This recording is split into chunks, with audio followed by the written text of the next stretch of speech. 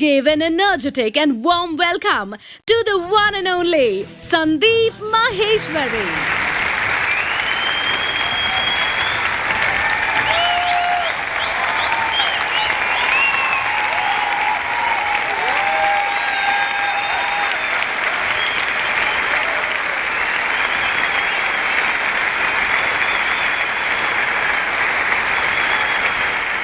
Good morning, everybody! It seems there is a slight problem. Let me check. In this year's budget of India, how much is the tax on being happy and excited? Nil.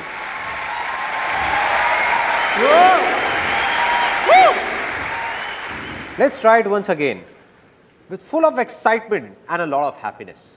Good morning, everybody! 2.5 years ago, an MBA college in Pune invited me to give a speech.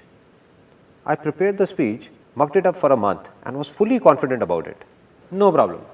I went there and when I saw 400-500 people sitting in front of the stage, I forgot everything. Blank. Didn't know what to do.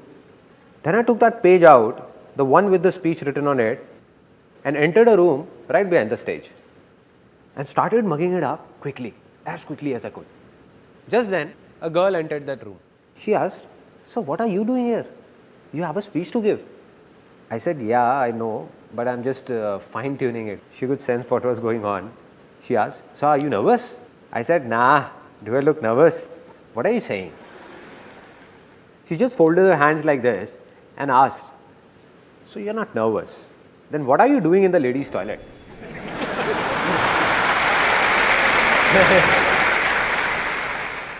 Then I looked on the other side and said, "Shucks, man." After that, somehow, I got out of there and went onto the stage. I went and stood behind the podium. Now just suppose, you can imagine the situation over there. This is the podium and here I am, fully prepared. Good morning, everybody. My name is Sandeep Maheshwari and today I am going to talk about blank. 1 second passed by, 2 seconds, 10 seconds. Every second seems as long as a year. People in the audience stare at you as if you are an alien, just the way you are staring at me right now.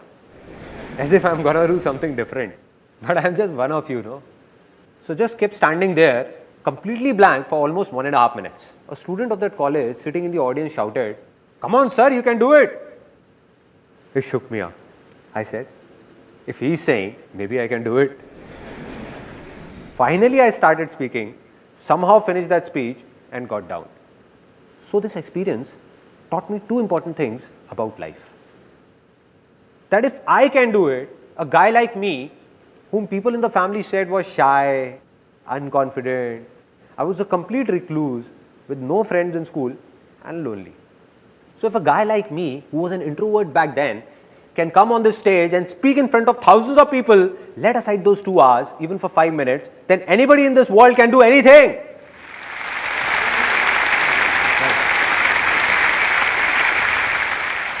This was the first thing.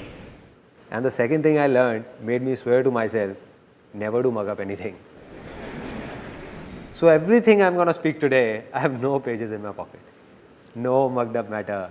No preparations. I have no clue what I'm going to speak about. I'm not going to do this seminar from here, but from here, from my heart.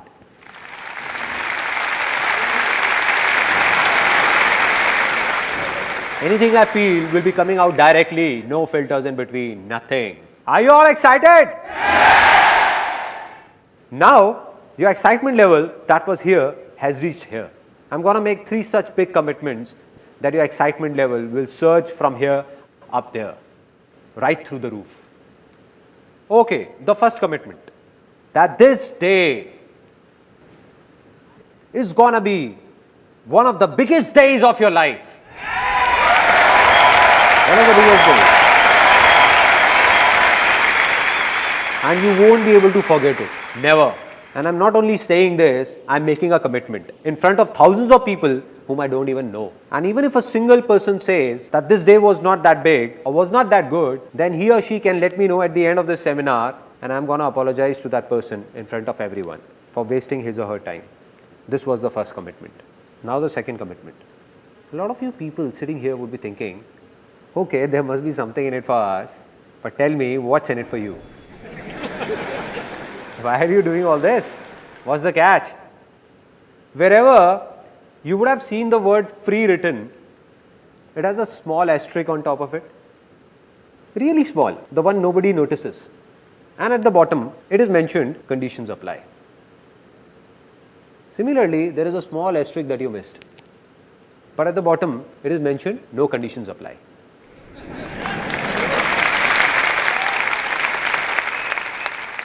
Which means, be it today or any day, I'm never going to talk about or even ask for a single penny from any one of you. No profit of any kind, neither direct nor indirect. Not now, not ever. Never. There is no profit, but there is a reason, which you will know as the seminar moves further, that what is it, that what it is. And it's a big one.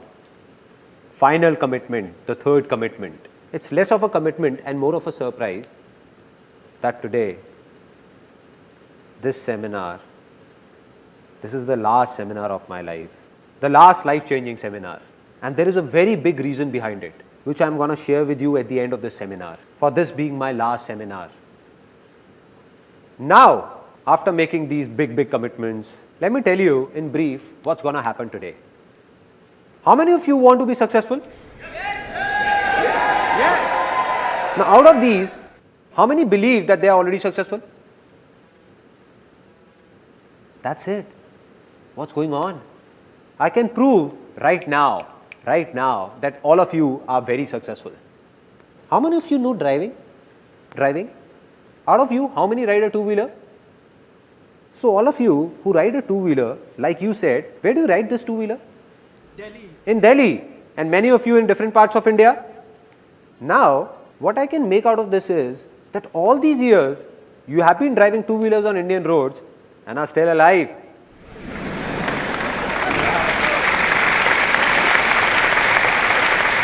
Isn't this a success? Yes, it is. And if somebody has a doubt, then just ask a foreigner to come here and ride a two-wheeler. Ask him. Let me tell you what will happen. The very next day, not even 10 days, the very next day, there will be candles lit in front of his photograph. They don't put garlands, no? And somebody would come and ask his mother, I'm so sorry, how did this happen? And his mother would say, he made a big mistake. He didn't jump the red light.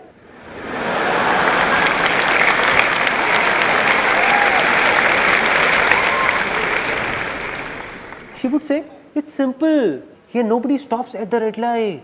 People keep driving till the time the person from the other side whose signal is green doesn't make a gesture like this. Where? Where are you, brother? Where? Till that time, don't stop, son, don't stop. Just keep driving, keep driving, keep driving. But he didn't understand all this. He applied brakes and stopped at the red light. He stopped, but the bus behind him didn't and took him along. Which means that in his own life, back in his own country, he might be very successful in many things, but driving in India, he failed and failed miserably. But you all are successful. So what is the problem? The problem is that with time, the definition of success changes. There was a time when driving was a success. Now after learning how to drive, definition changed. Getting a degree was a success, right? After that, it was to get a good job or do a business. That also happened. Then success was all about getting married. It's not right to laugh at other people's mistake. Well, anybody can make a mistake.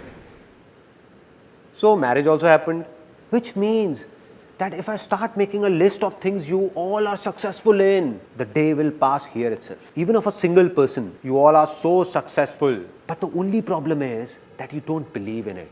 Believe in it and you will realize it.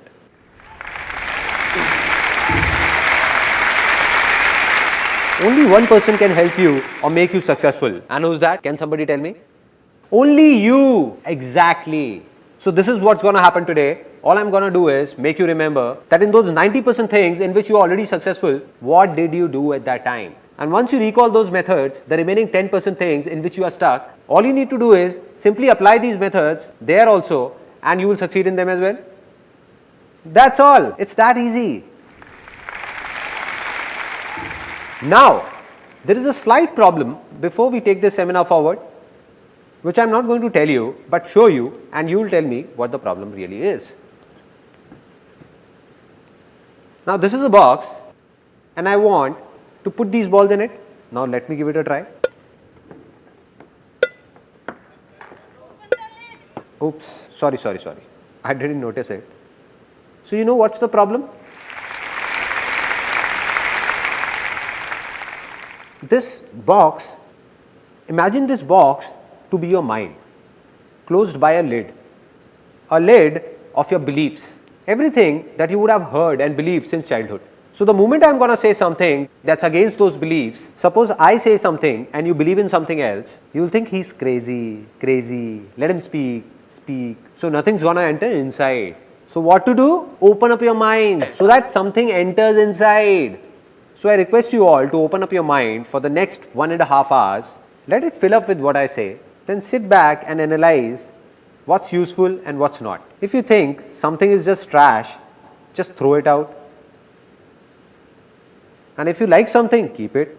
But at least for the next 1.5 hours, just try and understand what I am trying to say. Only then will something happen. Only then it will be worth it. So, can I expect that all of you sitting here have opened up your minds? Yes or no? Yes or no? If opening up your mind was so simple, there wouldn't have been any problems. Let me ask you a simple thing. Who all have open minds by default? Who are ready to learn anything always? Kids, exactly. Let's give a big hand to all those who said kids. See, why are we clapping for him? Let me tell you. Not because he spoke something extraordinary, but because he at least spoke something. I asked and he answered. This is a very big quality of being successful. That it's not just about thinking, but doing it as well. So let's do one thing. I have a simple idea that let us all become kids for the next 1.5 hours. I am a kid and like me you are all kids. So are you all ready to be kids? Yes or no? Yes, yes or no? Yes. Now that you have said it, you can't step back. Now you will see what all strange things are going to happen here. Now we play a game that's called pay attention. It's really funny. Sparrow flies, parrot flies, dog flies, cow flies, potty flies, piss flies. Now some of you are laughing. The ones who are have already become kids. And the ones who are not laughing, they have to be kids. Kids enjoy such silly things only. Kids enjoy this only. They don't enjoy mature talks. If somebody expects this seminar is about some complex lectures, so my friend, you have come at a wrong place. If I want, I can make this seminar so complicated that after listening to it, you will say, didn't get it. Must be something nice.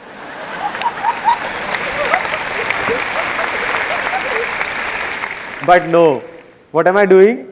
I'm just sharing my life's experiences with you. My life is easy, so I'm going to tell you how is it easy, why is it easy, and how can you make your life easy, not complicated. So, I'm going to ask you a simple question, and if your answer is yes, then put your hands up. If it's no, keep your hand down, and if there is a doubt, then stick it up till here. Alright, simple. First question. How many of you are male? Oh, some have not raised their hands till now.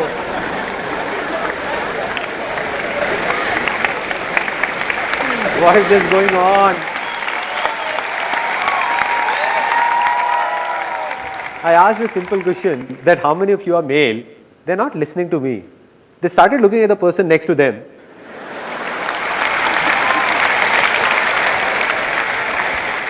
They are looking at his moustaches. That he also has moustaches. Looks like he is also male. Why is his hand stuck here? Maybe it has to go up till here only. It's a simple straight question, nothing complex. That for whom have you come here? For the person next to you, for me, or for yourself? For whom? So my dear brothers and sisters, except my wife. So anything you do has to be for yourself, not for me. not for the person next to you. Just forget about him and don't think about what he's thinking. The biggest problem is that we keep thinking what the person next to me is thinking, and the person next to you is also thinking what he's thinking. Exactly. Woo. Let's try it once more, this time faster. A simple question. Ready? How many of you are female? There is a gentleman sitting over there. His hand went up till here and then turned here.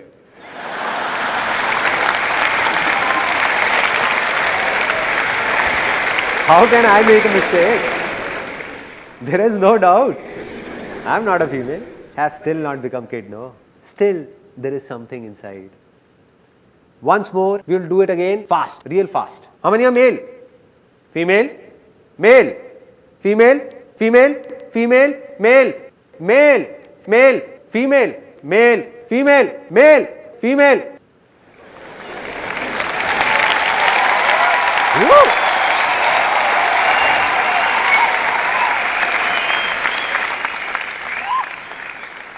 Now we all are enjoying, opening up a bit. Everyone. This is what needs to be done. So if you like something, laugh for yourself, not for me. The problem is that a lot of people, when at home, while playing with kids, are fine, but outside, don't know what happens in seminars, at public places. And then there are a lot of people who don't even laugh at home. Their laughter, struck by the hard times of life, gets stuck. It stops. So I have given a name to such a laughter, and that's constipation smile. Meaning, stuck up smile. They feel like laughing, but don't want to open their mouth. How will it come out? Let it out. Don't suppress your laughter. Let it out. Out. There is no point stopping it. No point. So do what you feel like doing, because this day is not gonna come back. This day is not gonna come back.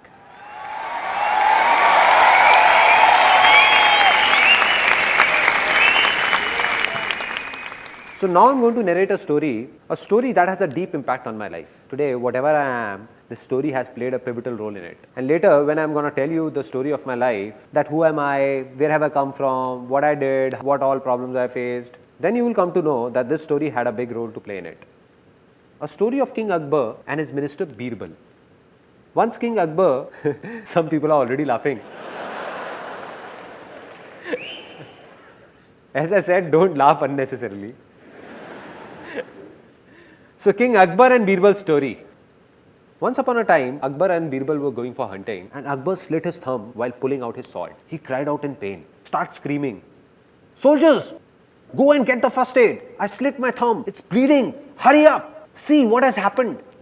Birbal comes in with a smile and says, "Relax, my lord. Whatever happens, happens for the best." Akbar says, "Birbal, have you lost it? What are you saying? I thought you loved me." "Soldiers, do one thing. Leave the first aid. Take this crook Birbal, hang him upside down for the entire night, lash him up with hunters and hang him by the neck in the morning." So Birbal is taken away, and Akbar goes for hunting alone. Now he goes to hunt and is caught by a few tribal men. They hang him upside down.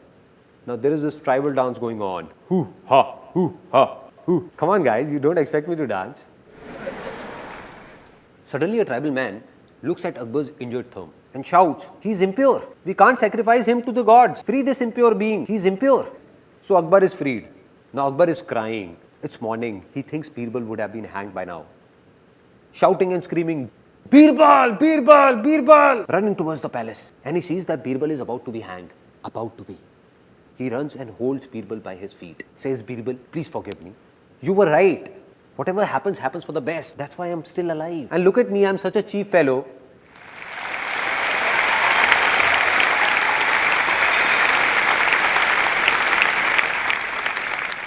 And look at me, I'm such a cheap fellow. What have I done to you?" But Birbal, all thrashed up, still insists, "No, my lord, whatever happens, happens for the best." Then Akbar, it's not over yet. Then Akbar is shocked. He says, "Birbal, are you nuts?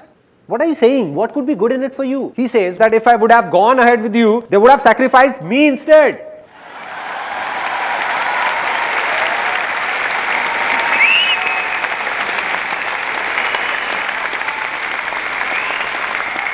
Now a lot of smiles here are transforming from constipated smile to loose motion smile.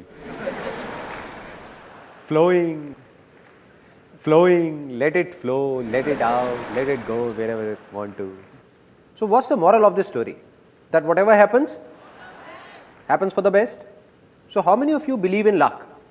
How many of you believe that destiny plays a major role to move ahead or be successful in life? Many? Me too. I also believe in luck. I also believe in destiny.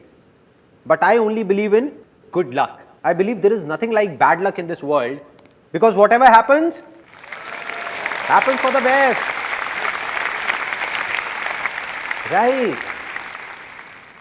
It means that even if something bad is happening, it seems to be bad. It is not actually bad. It seems bad at present, but in future we realize that it was also for the good.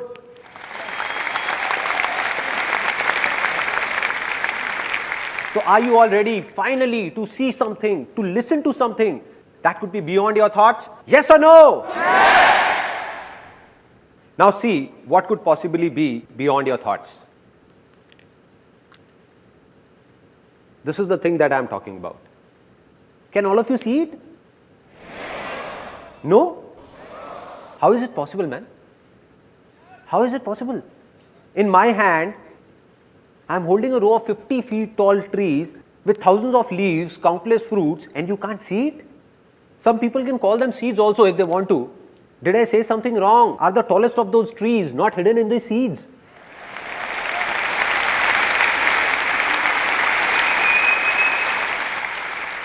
Hidden inside but not visible. And this seed will become a tree if it gets water. If I put these seeds in water, will they all become trees? Land, and that too fertile land. If I take 1,000 of these and sow them in a barren land, nothing will happen. But sowed in a fertile land, all these seeds are trees. Simple. Just like this. Similarly, all of you who are sitting over here, I have already told you that you all are already successful in a lot of things, and of a remaining few things that you want to be successful in. The seeds are inside you. That tree of success is hiding within you only. All it needs is a fertile land. Exactly. Now will somebody tell me what that fertile land is? Anybody? Environment? Thoughts? A lot of people over here are saying a lot of different things, but most of you, as I can hear, are saying thinking. It's not thinking. It's not positive thinking. We keep talking about positive thinking. If we have positive thinking, we will be successful. In a single day, in everyone's mind, it has been proven scientifically, more than 60,000 thoughts emerge. So anybody, no matter how big, how powerful, or how evolved, he cannot control his thoughts even if he wants to. So it doesn't make a difference what you think. It doesn't make a difference what you speak or listen to. All that matters is what you believe, because what you believe, sooner or later you become.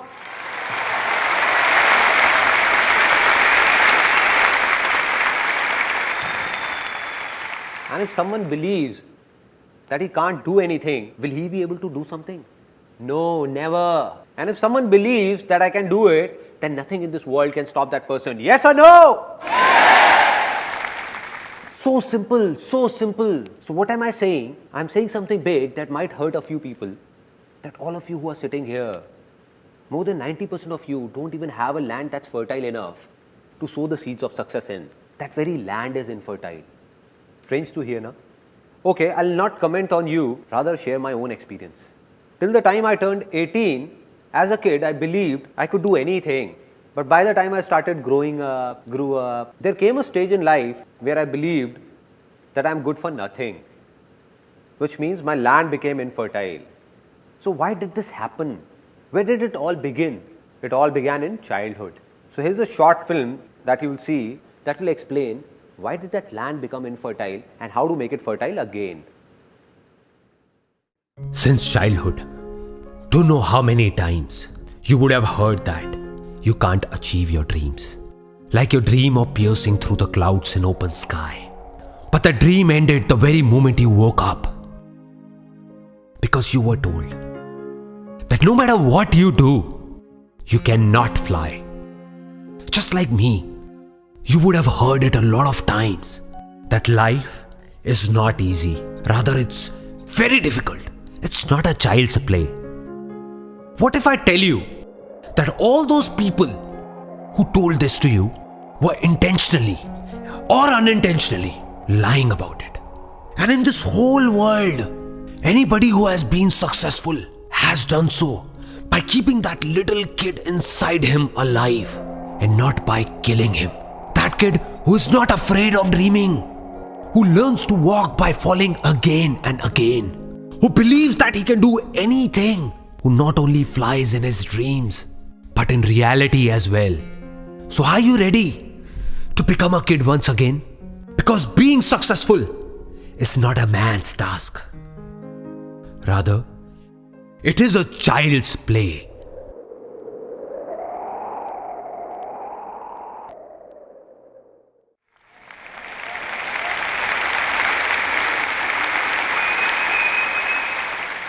Isn't this film a bit strange? What we hear in our daily lives is a lot different. There, anybody who is successful or not successful says the same thing, that being successful is very difficult. One has to go through a lot of hardships, lot of pain. Like success is very, very hard to achieve. That he who is successful must have done something radical. But what am I saying here? That being successful is a child's play. What will happen if within the next few minutes, all of you believe in it? Because you already know it. I am saying believe in it, not knowing it. If you believe in it, that being successful is a child's play, what will happen? You will become successful. Right? So let me tell you what happened that made my land infertile. Which means I wanted to be successful. I wanted to do something, but believed that I can't do anything. As a kid, I dreamt of flying in the sky. But by the time I grew up, I was even afraid of walking. There was a stage in life when I thought I can't do anything. What was the reason? The root cause. The root cause is somewhere in our childhood. How many of you are from a middle class background? A lot of you. I also hail from a middle class background. My family, we used to live in a small house, just a 2-room set. We had limited income with a rented accommodation. I had a friend in the neighborhood by the name of Puneet. They were well off and his dad got him a brand new red bicycle, imported cycle. Earlier when we used to go to the park, we used to race and I always won. But now, since he was on his cycle and I was on foot, I used to lose. So one day, I went back home after losing again and demanded the same cycle from my father at any cost. That too the very next day, I don't know anything. My dad said, it's not like this. It's your birthday after 6 months. I'll get you the cycle then. But I was unmoved. The next day, tired, when my dad returned from office, my mother went up to him and said that Sandeep has not eaten since morning. And he's really angry, adamant about the cycle. Why don't you get him one? She vented out on dad. And my dad was furious to hear all this. He said that I'm no Tata Birla who would fulfill all his demands. I can't get him a cycle. Do whatever you want to do and leave me alone. Dad was really angry and I was standing outside. And after such a heated conversation, I preferred to stay out of the room. The next day, I walked up to my mom and said, I would be around 5 or 6. I asked mom, what was dad saying? Tata Birla. What is this Tata Birla? So my mom replied that these Tata Birla are people who are billionaires with a lot of money. So I became really happy and asked, so why are we not Tata Birla? And my mom got irritated and said, I don't know why. You just go out and play. Go, don't eat my brains. Just go, no. I went out, there was an auntie living next door. I went up to her and asked, Auntie, who is this Tata Birla? Heard about them? The next day I came to my mother and said it. Mom, when I grow up, I'll become Tata Birla. Till there, it was fine. Like every mom, she also encouraged me saying, why not? And she said, you will become Tata Birla. You will become Tata Birla. You will. One day you will. But the mistake she made was, right now my mother is sitting here. So what she did was, she told everyone in the family, all my uncles, aunts, friends and relatives, that Sandeep will become Tata Birla. My son will become Tata Birla. Now what happens, like if there is a marriage or an event in the family, when people get tired of singing and dancing, no, they need kids for entertainment. True? Right? Kids are called. Come here kid, come. Recite a poem. Okay, tell us, do you like your dad more or mom? What happens? And everybody enjoys. In my family, they used to call me. So my aunt used to call me, oh Sandeep, come here. Yes auntie, what is it? And she used to tell everyone, just wait, look, he'll speak. Now, with everyone eagerly looking at me, then she used to ask, Sandeep, what will you become when you grow up? And I stood there feeling shy, looking down, really shy. She prompted me again, speak up baby, speak up. Don't be shy, speak up. Tata Birla. Saying this, I would run away. And they used to laugh and call me later, kissing me, hugging me, and they used to say, Ay, such a cute kid. Why not? He will become Tata Birla one day. You will know once he grows up. Innocent kid. If a kid from a middle class background says that he will become a billionaire, what will happen? People will laugh at him, no? Because we can't accept these things. And that's what happened. Everybody used to make fun of me. All of them. They thought he's just a kid. What difference does it make to him? He's just a kid, no. They were wrong. Because a kid understands everything. He doesn't understand a joke, but he understands when others are making a joke out of him. I didn't know what's Tata Birla, but I knew that everyone is making fun of me.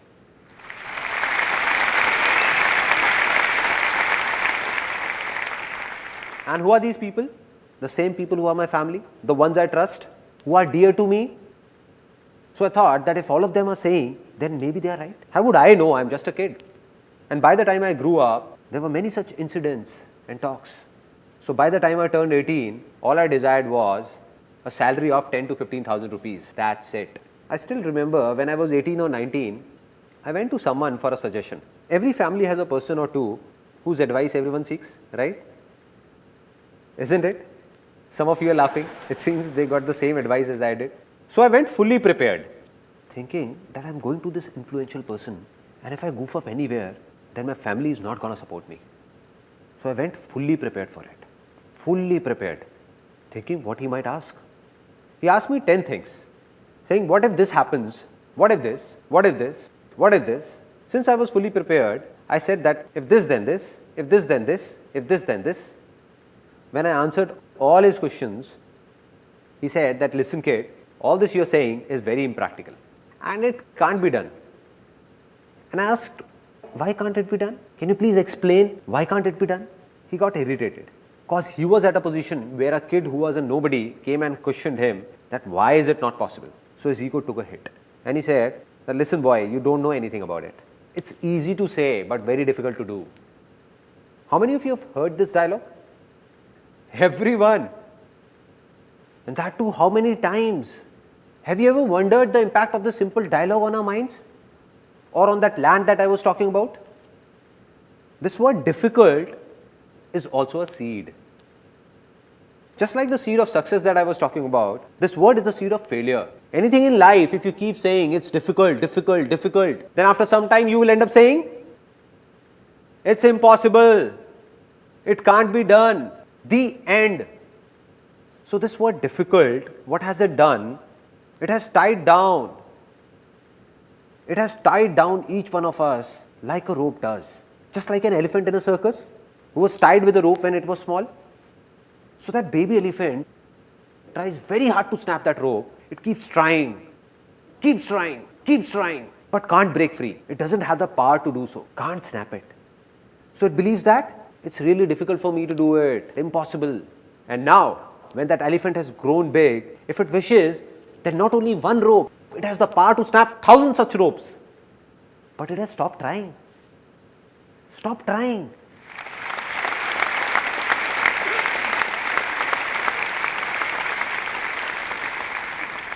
If someone sneaks in and whispers in that elephant's ear, that dude, you have the power, Just give it a shot. You can do it.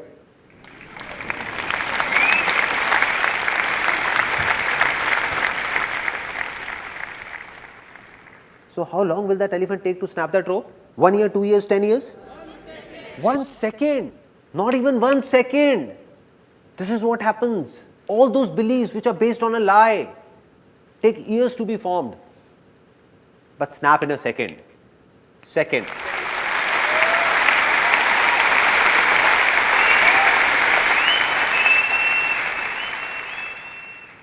So I'm giving you a few examples of how these false beliefs are broken. For centuries, man believed that the earth is flat. It's flat, flat. For thousands of years, people used to say it's flat. Then suddenly, a few years back, a scientist discovered that the earth is round. And what did everyone start saying? That the earth is round, round, round. Which means that belief took centuries to be formed, but collapsed in a second. The moment it faced the truth, it was gone. Similarly, all such beliefs are based on lies. All are lies. The moment they face the truth, all of them will collapse. And sometimes when they collapse, when they face the truth, some people get shocked while others take pleasure in it as well. Like it happened with one of my uncles. He had made a belief of his own, that my son is going to marry a girl of my choice.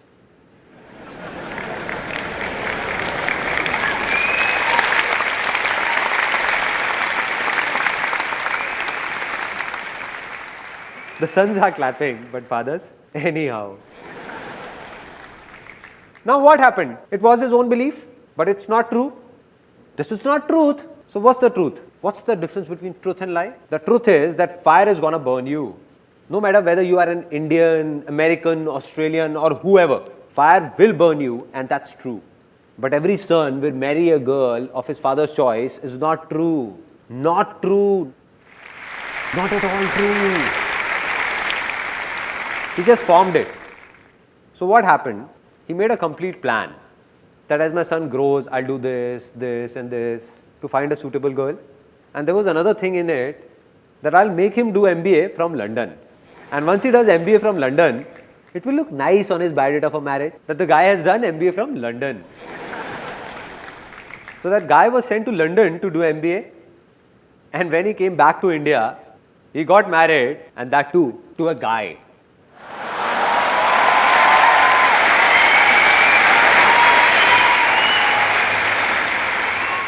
This is how false beliefs snap, like this. I'm not talking about right or wrong, but I'm just giving you an example. How these beliefs shatter. And in the same way, all your beliefs formed by you, which are stopping you from moving ahead, that have made your land infertile, are going to be shattered in the next 20 minutes. All of them. All of them. All of them.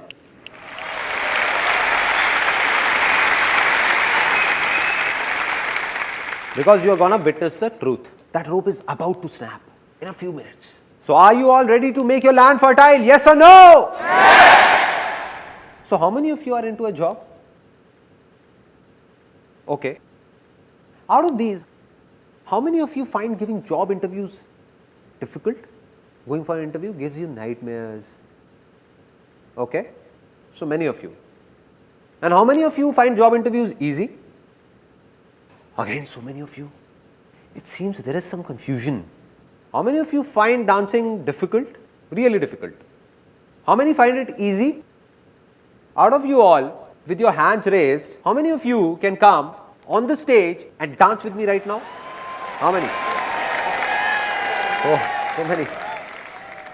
Now, why did I ask this? Just to show you a contrast. For some of you, dancing is difficult even when alone. And for some, it's easy to dance even in front of thousands of people. It's easy. What a contrast. What a contrast. Similarly, how many of you find doing business difficult? Business as a name sounds difficult. Difficult? How many find it easy? Easy, huh? Now, there is an interesting saying in India that I can't relate to. That in today's time, doing business is very difficult. Now I don't understand that when did this today's time start and when will it end?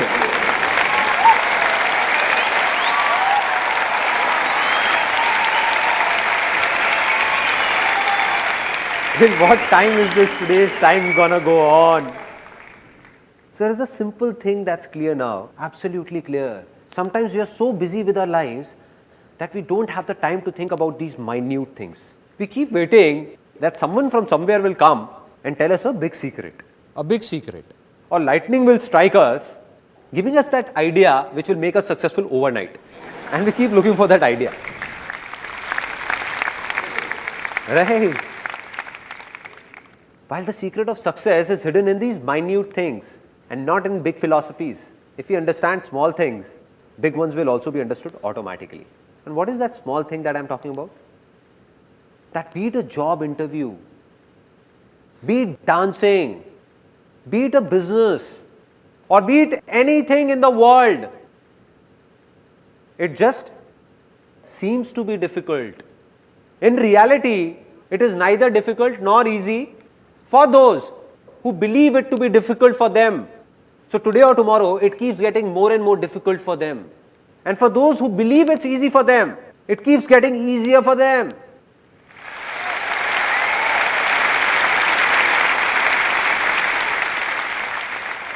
So there are a few things that seem easy to you. So they are easy for you. No need to do anything because they are easy. But a few things are difficult for you. If somehow you start believing that all those things which are difficult for you are also easy, then what will happen? They will become easy. Easy in reality. So being successful will actually be a child's play. Right?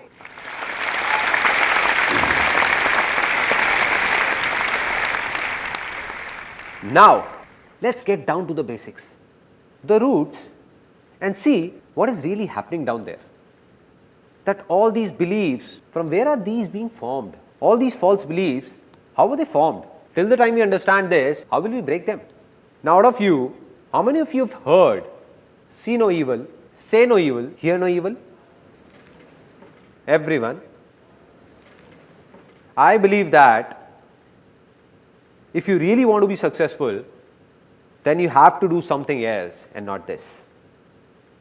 With due respect to Gandhiji, I don't agree with him. Why? I'm saying such a big thing. Why don't I agree with him? Why not? Can you please close your eyes for a few seconds? All of you? Eyes just above your nose? All right. Now do as I say. Do as I say. Don't think about your mother. Please don't think about your mom. You dare think about your mother. And your mother's photograph should not flash in front of your eyes.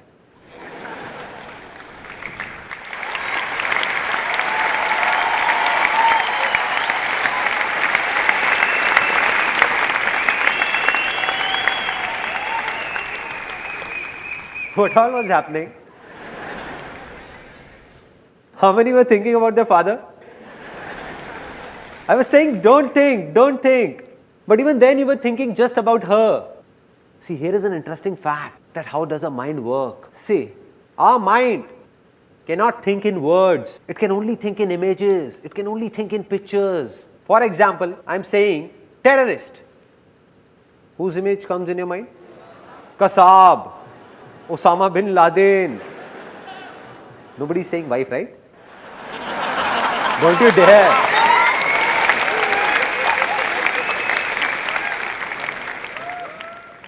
Such images come to your mind. Mother Teresa. What came in the mind? A good image. Peace, right? Zupta. Any image in the mind? ZXY. Any image in the mind? ZXY. Any image? No? Nothing? It means that our mind can't think in alphabets. It can't think in words. It can only think in pictures. Pictures.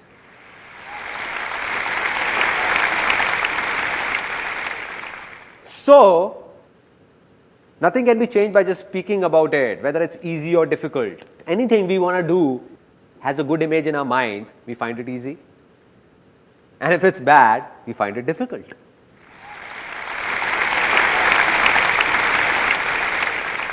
Now, I'll tell you about a very interesting experience of my life. When I was a kid, I didn't know about all this, because of which created a lot of embarrassing situations for me. As a kid, I loved beating up my younger sister. She's also here today. Hi there. So I enjoyed beating her up a lot, very much. And whenever I would beat her up, she would exaggerate and tell my dad about it. Means, she would say, I got a real beating. Oh dad, he hit me here, he hit me there. I got a real beating. Dad would have just returned from office, all tired, irritated, and he would start every day, regularly, almost every day. Are you an idiot? Is your mind full of trash or what? Don't you understand? How many times have I told you not to hit your little sister? Not with your leg. She is considered to be the goddess of wealth.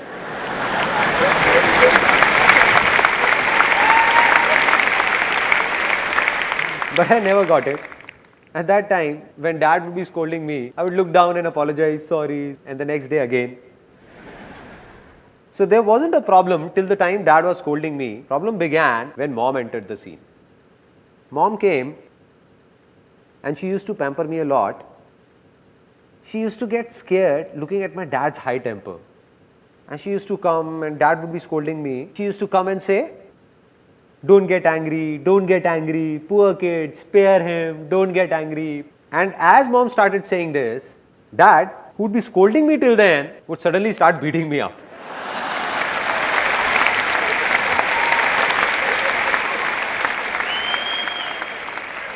I used to think, Mom, why did you have to be here? Why did you have to be here? The more she used to say, don't get angry, dad would say, don't get angry, Thor! He deserves it, Thor! Don't you dare! Never do it again. I couldn't understand it back then, but today I can understand the problem. Problem is that our mind doesn't think in words, but in images. The moment mom said, don't get angry. So what happened? The image of anger came in. Don't. Any image of don't? Nothing. Get. Yes, do it. So,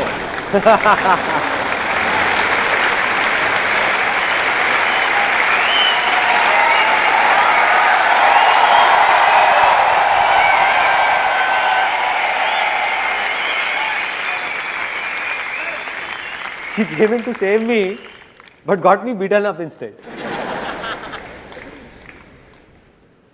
Similarly, if we see two guys fighting, involved in a heated conversation, you don't know me, man, you don't know me. You don't know me, man, you don't know me. And somebody would come and say, don't hit him, don't you? No.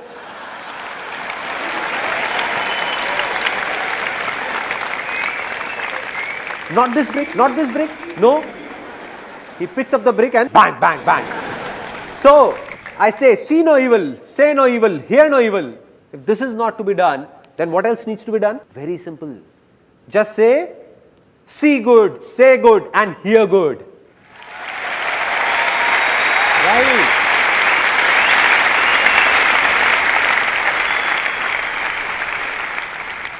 But it is also not something new. Everyone knows about it. And this is called positive thinking. Everyone is talking about it. Anywhere you go, to think positive, think positive, think positive. Does it make a difference? To some extent, yes. To some extent. Because positive thinking is like allopathy and not Ayurveda. It's a temporary relief. What does allopathy say? If you have a problem, take a medicine and cure it. Medicine and cure. What does Ayurveda say? That you make your body so healthy that you don't need to take medicines at all. That's the difference. You will read a positive book or go to a pleasant place, the effect will last for some time. It's absolutely true, and it applies for this seminar as well. That its effect will last only for some time. A few hours, a few days, or maybe a few months. And after that, back to normal life. Back. And what's the reason? I've already told you that anybody, no matter how evolved, he can't control his thoughts because in a single day, more than 60,000 thoughts cross by. And if you seriously want to do positive thinking practically, see, here is an interesting fact. Then either you have to go to a mountain and leave this world. No newspaper, no television, no talks, nothing at all. Just go there and control your thoughts. This one is positive, nice. This one is negative, oh no. Negative.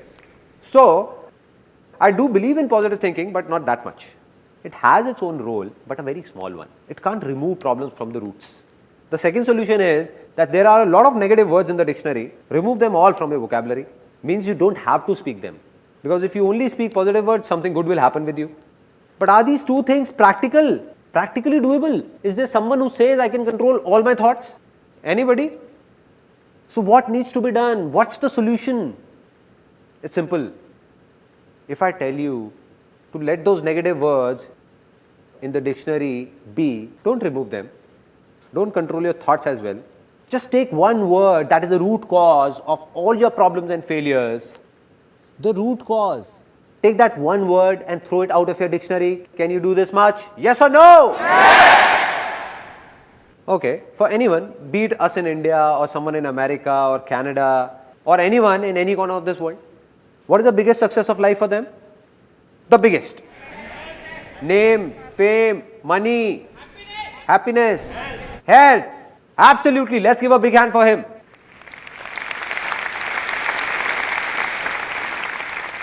No success is bigger than health. A man with a lot of name, fame and wealth, but without health, is he any good? All is waste, no use. No success is bigger than health, and we all know it. Nothing new in it. So how many of you genuinely want to stay healthy? Everyone. Out of you, how many know that the best way to stay healthy is to get up early, go to a park, do yoga or do jogging? Everyone knows. So now how many of you are actually regular? That's it. Hardly 1% or 2% people. Now see, the problem is that we all know these things, but when do we remember them? About health, to stay healthy. The time we are sick and visit a doctor or visit a relative or a friend in a hospital, when the doctor warns us that either you do something now or the Almighty will do it. Cholesterol levels, man. Right. And then suddenly we wake up saying something needs to be done now. And from that very day, you make up your mind that from tomorrow morning 6 o'clock, I'm going. Everything is planned. Left office on time.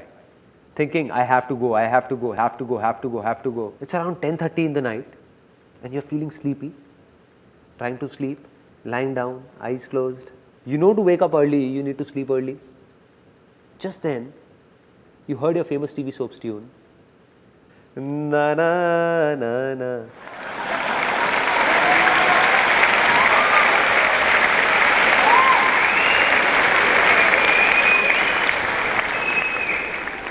The mind got lured towards it. You got out of bed. Okay. You got out of bed saying, half an hour hardly matters. Let me watch it. And sat in front of the TV.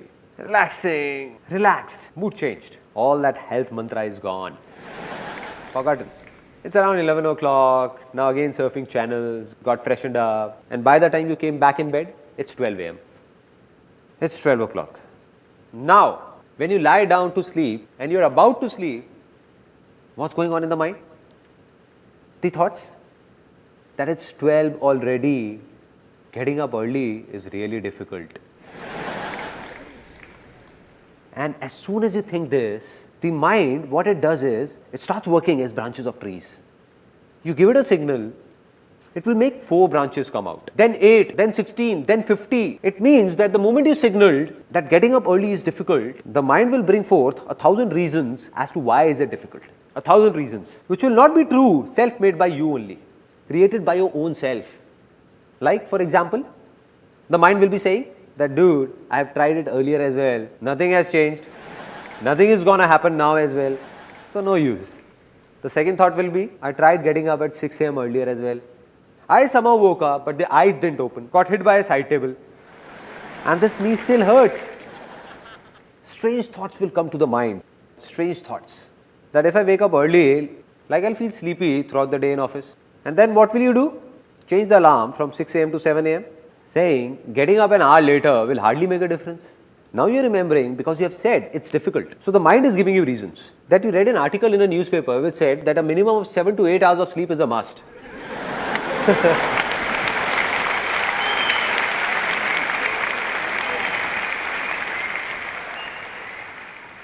Apart from this, some people's reasons are even stranger.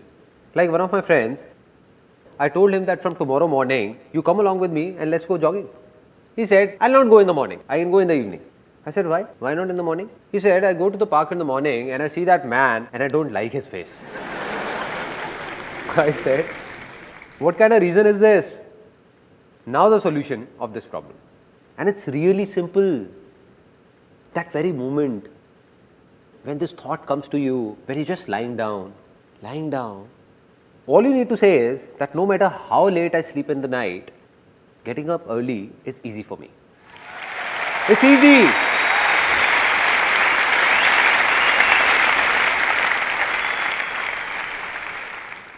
Now you know what will happen? Really? The moment you will say it's easy, a voice inside you will say, are you crazy or what? How is it easy? Because we aren't used to it. Then you will say it for the second time, it's easy. Then for the third time, it's easy. Getting up early is easy. The moment you say it 3-4 times, your mind will give you 1,000 reasons that will prove it's easy. It will go in the opposite direction.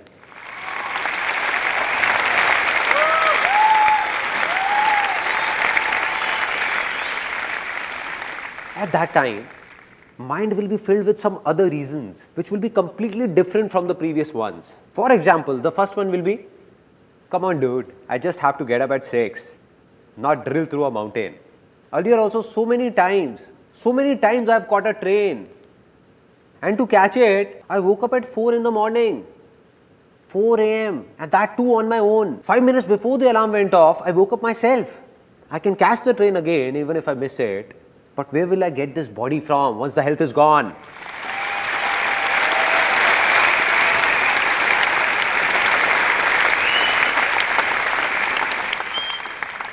Can you make out the difference? The difference between positive thinking and this? In positive thinking, someone from outside is trying to make you positive and the negative thoughts inside you are stopping him. The moment you say it's easy, you're yourself trying to be positive. Nobody from outside is doing it. Rather, your own mind is doing it. Now, this is what came to your mind. And apart from this, the second thing that came was that earlier you were thinking that you will feel sleepy in the office. There is nothing wrong in it. But just see how the perspective changes. Your mind will think, so what? Even if I feel sleepy, I'll have 3-4 coffees extra and then I'll get used to it. Finally, the biggest of problems, the one that my friend had. Maybe you also relate to it. The one my friend had, that if I go to the park in the morning and I'll have to see that man's face. So now when you will say it's easy, you will not see the neighbor's face, but his beautiful wife's.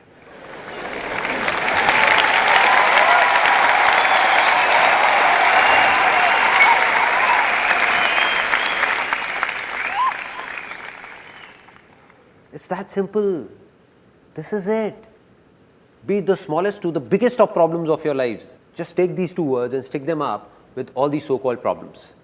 The day it starts coming from within, that it's easy, that day, everything will become easy. And this is the biggest secret of my life. The biggest.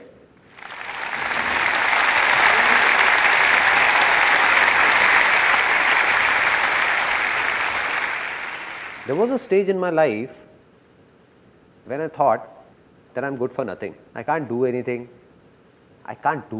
Nothing at all. Went to a call center for an interview, don't know where all I went, did what not, but didn't get a job. It was a stage that if someone would have offered me 6,000 rupees for which I would have to work for 12 hours, slogging for the entire day, doing heavy loading jobs, I was ready. There were such major problems in my life. At that very time, an exactly similar moment came in my life. The same moment that's going to come in your lives in some time. When I watched someone, just the way you are watching me now, I saw someone who appeared to be just like me. Exactly like me. 2 eyes, 1 nose, 2 ears. I said he looks just like me. And when I heard him speak, a voice came from inside me. Nobody said anything, it came from inside. That if he can do it, so can I. If it's easy for him, then it's easy for me as well.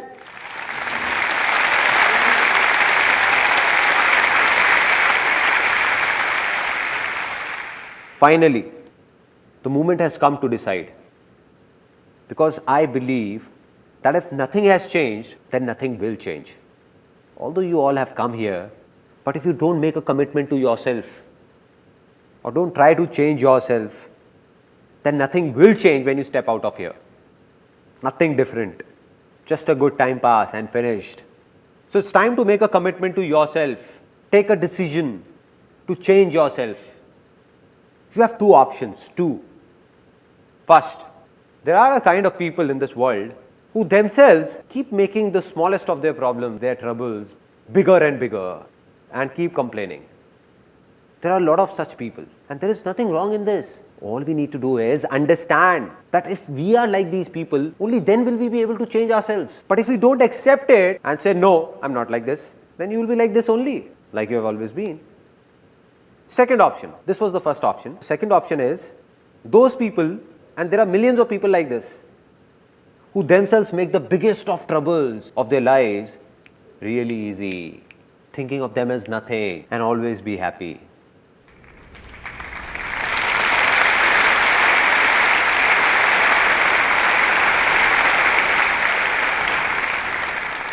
So what have you decided that from now on, will you be happy or just complain?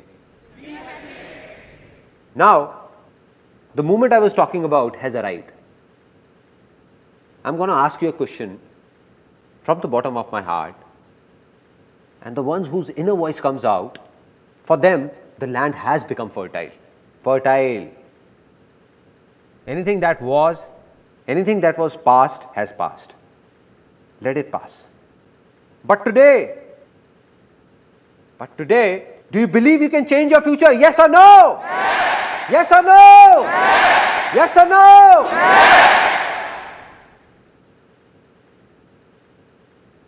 Let's celebrate. This is a very big moment.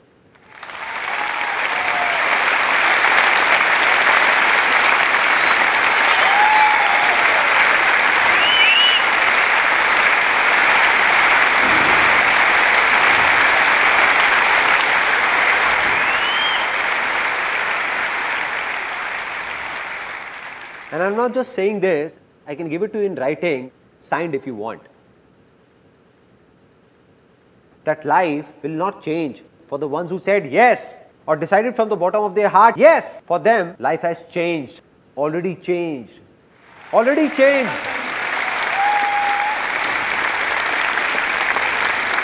The land has become fertile. Done. There are people in this world whose problems could be 100 times bigger than yours, but then also their success is also 100 times bigger than yours, which means that problems and success don't have a direct connection. It's all about what you believe in, something we have just realized.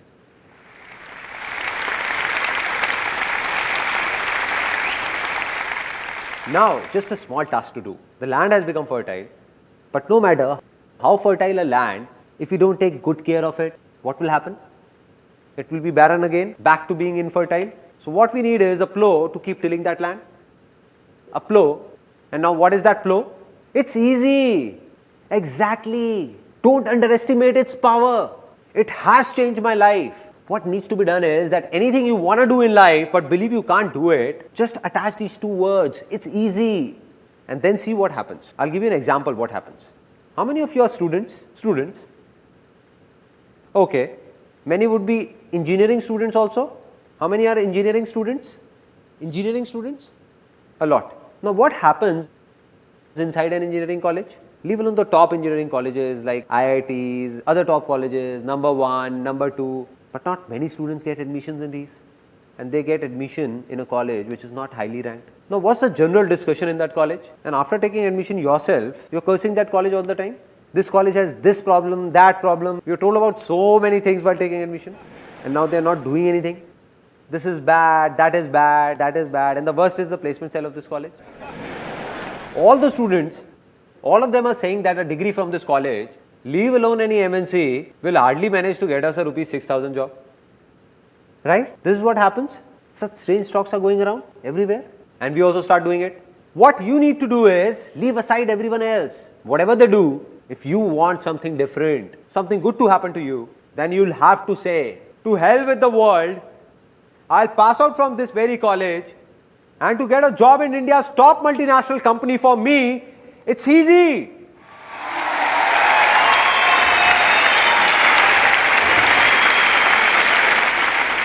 Right?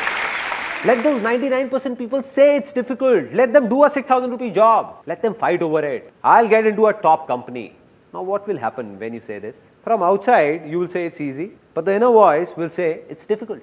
Again from outside, you will say it's easy, but the inner voice will repel, saying it's difficult, difficult. The day your inner voice says it's easy, inner voice from here, that yes, it's easy for me to get a job in that company, within some time, I can guarantee this, you will be sitting in that company.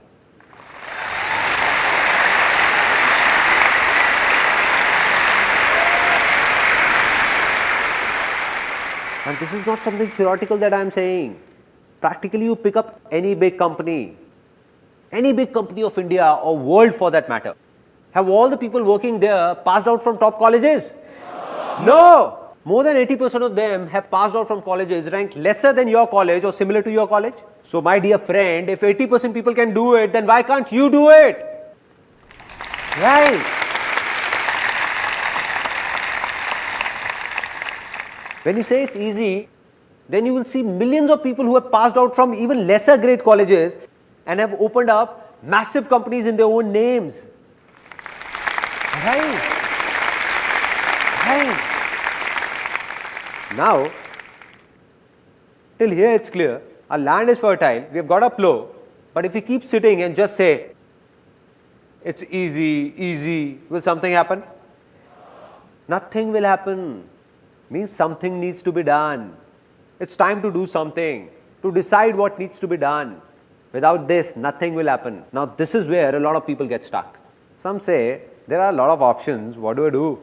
They say there is a confusion, what to do, what not to do. Many of you.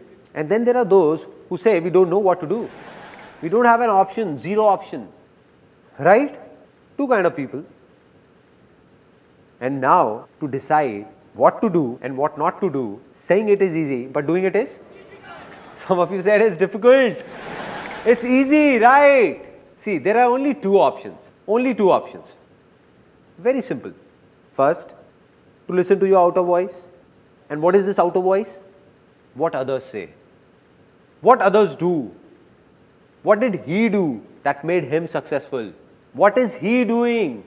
Or asking for advice from someone. Like what should I do? Or what career to pursue? Once a guy came to me and said, please tell me an interesting business to start. I said, these days, space tourism has great scope. I said it very seriously. He asked, what is it all about? I said, nothing, you just buy a rocket, take people in space and take them to moon. He said, why are you joking, man? I said, who started it first?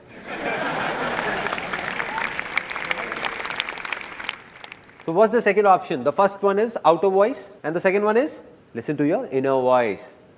Inner voice, whether you call it your soul's calling, your desire or call it anything, but listen to your inner voice. And the day you listen to it, no, that's it. You don't need anything. A simple example, real life incident of every house. There is a kid who has just one passion, to open up and reassemble his toy cars. Open up and reassemble, open up and reassemble. That's it. And that's all he enjoys, nothing else. Now gradually as he grows up, now he's fond of computers. He keeps opening and reassembling them.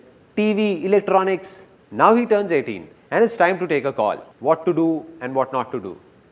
Now his inner voice says, go for engineering. Engineering.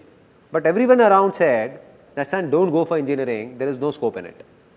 And he was told that, listen son, you go for chartered accountancy, CA. But why CA? An interesting point. It's a very interesting point. Nobody analyzed what that kid wanted. What was his talent or interest? No. CA because someone in the family did CA 15 years ago and today he is making good money. So what will happen now? This is not his inner voice. The problem is not that everyone said. The problem is that he also got scared. He said, let me do what everyone is saying. No, why take a risk? Why take a risk? If something goes wrong, then who will take the blame? Right? So he opted for CA. Now he is doing CA, but completing it is a big task for him because he has no interest in it. And on the other hand, if he would have done engineering, then today or tomorrow, just the way he was reassembling computers, he would have reassembled an aeroplane as well.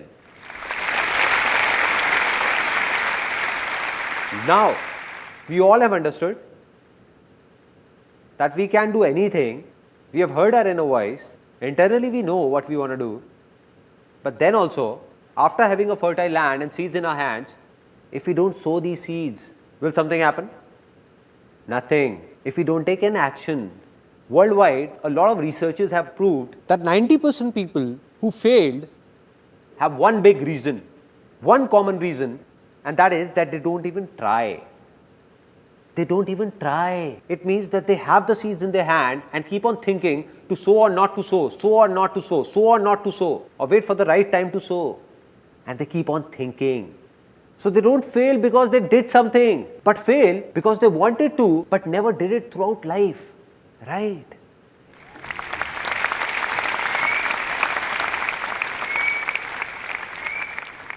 Now we understand that the problem is not taking an action. Let me ask all of you, why don't we take an action? We know we have to do this, still we don't do it. Why? It's one word, one word. Fear. Risk. And that's completely genuine. I'm not saying it's wrong. It's completely right. Because we are not alone. Today your inner voice says, I must do this. You also have your family, your house, kids and everything. How will you do it? There is a risk involved. Rubbish. All rubbish. I don't buy it. Why so? Because there is nothing known as risk in this whole world. God or whoever created this world didn't make anything by the name of risk. It is man who is creating risk for his own self. We are ourselves creating risky situations for ourselves and are getting scared of them. A little kid who is just born, we tell him impatiently, everybody encourages him to run. Run kid, run. What will happen to the kid? He'll break apart, he'll fall. Right? It's risky. But if that kid is given time and he is told to start by crawling, slowly, slowly, then walk holding a finger, then walk and then run. Is there a risk then? Not at all. Yes or no? No. Here is an interesting thing that happened with me 5 years ago. One of my friends came who had done MBA finance. I asked, what's up man? He said, nothing man, it all looks fit, but life is shit. I said, what happened? He was actually very tense. He said, I'm not happy. The 9 or 10 hours in office are so suffocating. I have no interest in this finance field, no. And it's really bad, and by the time I come home, I take all my frustration out on my wife and everybody. I just lose it and get irritated. I said, okay, it seems that you need to do something else or think of something else. So he said, that's why I've come to you. And I asked, what have you thought of? He said, man, but will you be willing to help me? I said, come on man, just say it. I'll do whatever I can. So he said, I think I should learn photography just the way you did. Will you teach me? I said, that is fine, I'll teach you. But why do you want to do photography leaving finance aside? Why photography? Any reason? He said, because you do photography and stay very happy. I said, great, so it's decided. You come to my studio from tomorrow, I teach you photography. But do one more thing from tonight, start eating bitter gourd as well. Some fresh bitter gourds, nicely cooked. He said, what are you saying man? I said, it's clear, no, it's clear. I stay happy by eating bitter gourds as well. So do everything that I like to do.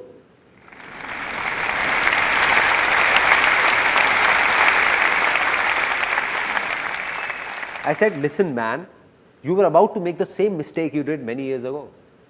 I said, I'll make you see 100,000 photographers, 100,000 who do photography like me and are not happy at all. For them, photography is just work, nothing else.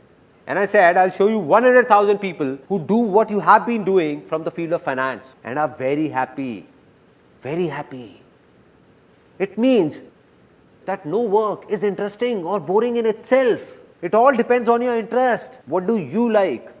Anything that is from inside is good for you. And if not, then it's all waste for you. And so he got it somewhat.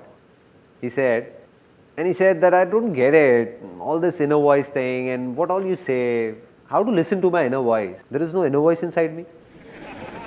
It's a genuine problem. Now there is no voice. What will you do? I said, look, I'll make it simpler for you that how to listen to your inner voice. Any such work that you can do without getting tired, non-stop, 12 out of 24 hours in a day, without bothering about money, whether earning more or less, and still be happy about it, that is your inner voice.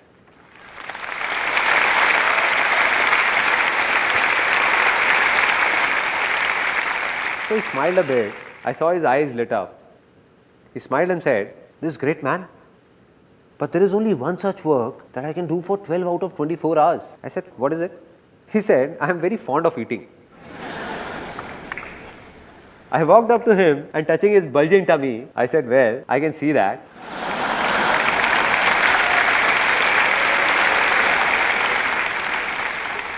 I said, "I would have known it anyway." He said, "Come on, man, I'm serious." I said, "Okay, tell me now."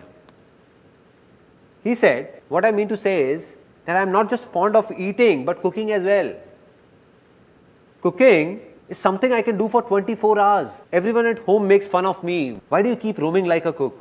But I just love cooking." I said, "Cool, so do something related to cooking. What's the problem? Do it." He said, "Yeah, man, thanks for the idea." I said, "I didn't give it to you. You gave it to yourself."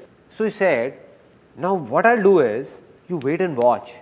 Now I'll open a big restaurant in a big shopping mall." So I asked, "How will you go about it? Buy a space or take it on rent?" He said, "Come on, man, you know I don't have that much money to buy a space. Obviously, rent is the only option." I said, "Okay, take it on rent.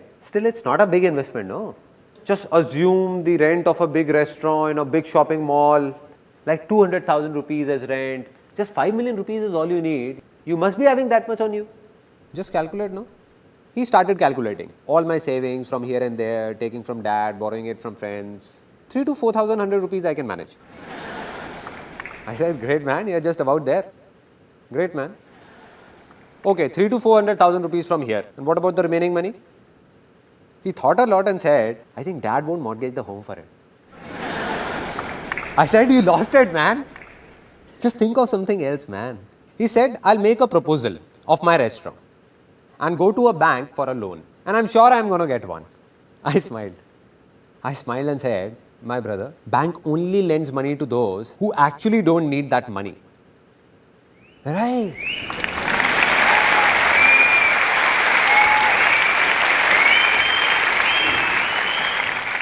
"On what basis will you apply for a loan? On what basis?" He said, "Yeah, man, I think you're right. I won't get a loan. So what to do?" "I think it's really difficult. Leave it." I said, "Why is it difficult?" He said, "No money, na." I said, "Why? You just said you have the money." He said, "No, I didn't." I said, "No, you said there is money. What about those 3 to 400,000 rupees?" He said, "But they are not enough to open a restaurant." I said, "Who told you to open a restaurant? Out of these 3 to 400,000 rupees, you can keep aside 100,000 rupees and open a nice stall with the remaining money. A nice stall."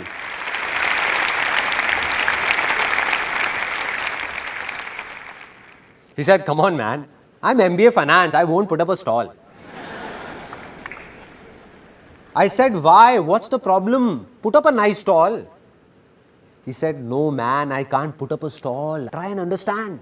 I said, "I am understanding it, but you are not. Let me explain that why you don't want to put up a stall. You know if you put up a stall, you will be happy. You will enjoy it. You will cook food, serve it, and people will pour in. And today or tomorrow, you will open up a big restaurant as well from that stall. And you know it. But then also you won't do it. You know why? Because you are thinking that what will my father-in-law say that I got my daughter married to an MBA finance and he has put up a roadside stall."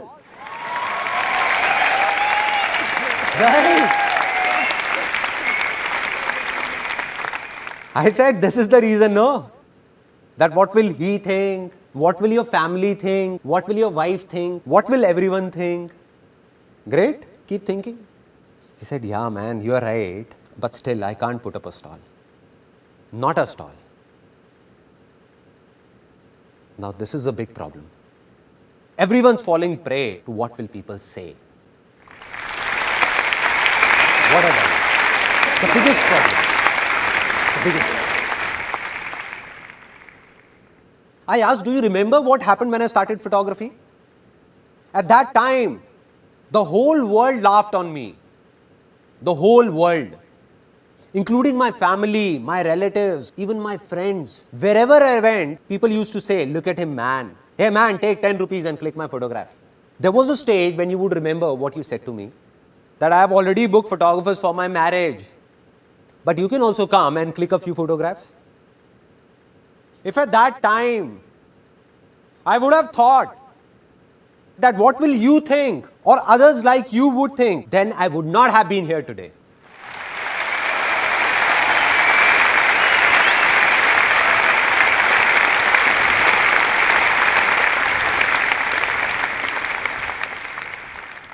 I said those people can go to hell. Whatever everybody thought of me, I didn't care. That's why I've reached here. And it's not me alone. There have been a lot of people in the world who did the same thing as I did. They followed their heart. That means they listened to their inner voice and took small steps. Small steps. Didn't take a big leap. But we all try to start with a big jump. That I'll do this and I'll do that. What's the problem, man? Do whatever you want to do today. And that too from the smallest possible level. And then see who stops you. Nobody will be able to. Nobody.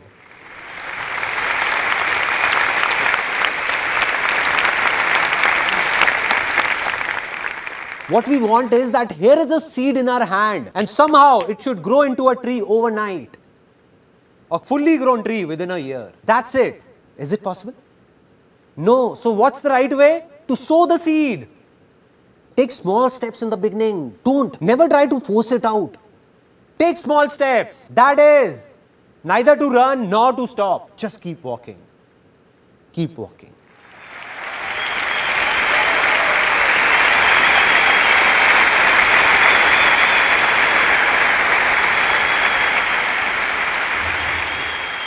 Now there'll be only one glitch in your way ahead, where a lot of people get stuck. Which means that if you do as told, then you will earn money for sure. In anything you do, you will earn money, but will you be successful?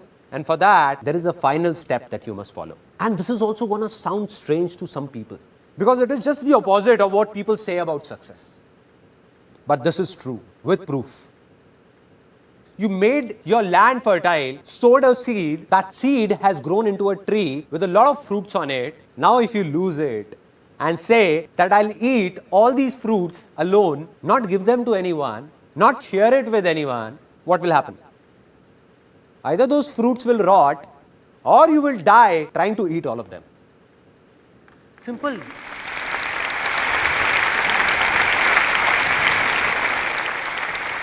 Now here's a story that has a deep impact on my life. Two farmers in a village used to do similar kind of work. Both died and went to God. When they reached, God asked them, so tell me sons, what do you want to be next? What do you want? So the first farmer, full of frustration and anger, started complaining, what God, what a pathetic life you had given me. I had nothing on me, nothing. Look at what you did to me. Whole life passed working like that ox in the field, working. Whatever I earned, people used to take it from me. Nothing stayed with me. Nothing stayed with me. So God, in my next life, please make sure that I don't have to give anything to anyone. Rather, everyone should give me money from everywhere. Everywhere. God said, so be it, son, go. The second one came, God asked, what do you want? He said, God, you gave me so much. I have nothing more to ask for. A good family, a nice work, a nice village, no shortage of food ever. I never slept hungry. But there was just this one thing missing in life. At times, a few hungry people used to come to my door asking for something. Just do something that nobody should go hungry from my door.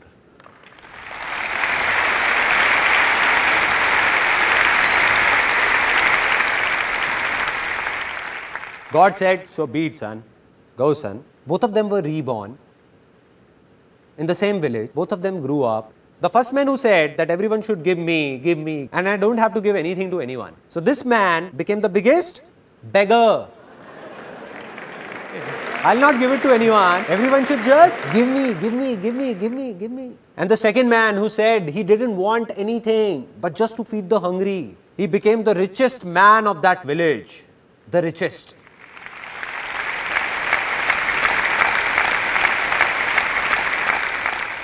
It's simple.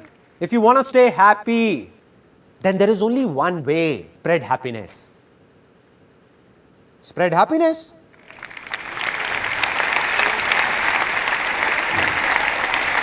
It's so easy, no? There is no other way. You keep staring at someone with anger and expect him to give you happiness. How is it possible? How is it possible? How will anyone make you happy? How will he? If you keep on fighting, then the other person will also fight with you. Out of all the husbands sitting here, how many want their wives to respect them? All of you. Then there is only one way. Respect your wife. That's it. There is no other way. No other way. We want it, but we don't give it. We want love, but we don't give it. We want everything. We want that we must get everything. Now I'm going to say something that's going to shake up a lot of people, really shake them up. Now, how many people wish to have a lot of money over here? Then there is only one way to get it. Give money.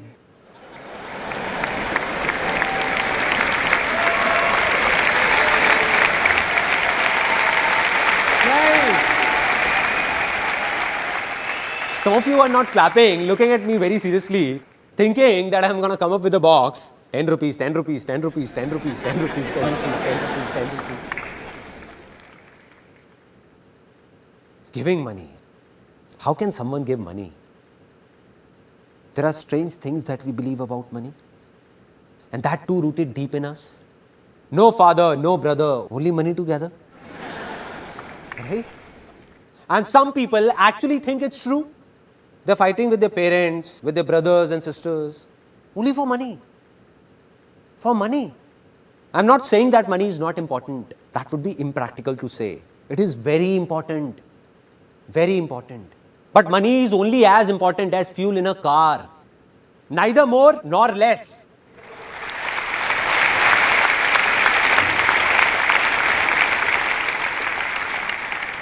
Without money, the car of your life won't go on. This is true. But how many of you drive your real car or bike just for fuel? Just to collect fuel? Take the car to the pump, buy fuel, keep it inside. Take it in the car, take it in the car, from here in the car. How many? Anybody? So what happens when it comes to money? Why are we stuck there? And that's where we make a mistake. Why? Because a lot of people in the world are doing it. So we think maybe this is right. When everyone is doing it, then it must be right. We know this is not right. Filling every corner with fuel, fuel, fuel, fuel. So much fuel that there is no place for anyone to sit in the car. No place to even breathe. One day a slight spark will burn everything up and we'll perish in that fire.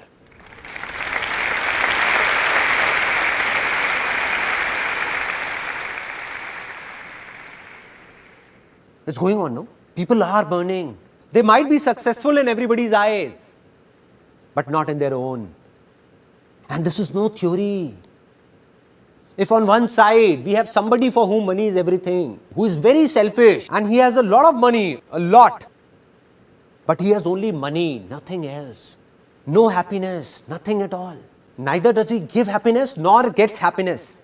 And on the other side is someone who might not have that much money, but he believes in just one thing, spreading happiness in this world. So man like him who is spreading happiness in this world, even if he has less money, he is 1,000 times more successful than all those millionaires. 1,000 times. This is called real success. And on the other hand, make those people come and stand here who might have a lot of money, but don't have the courage to give, courage to share, to be happy, to give happiness and smiles.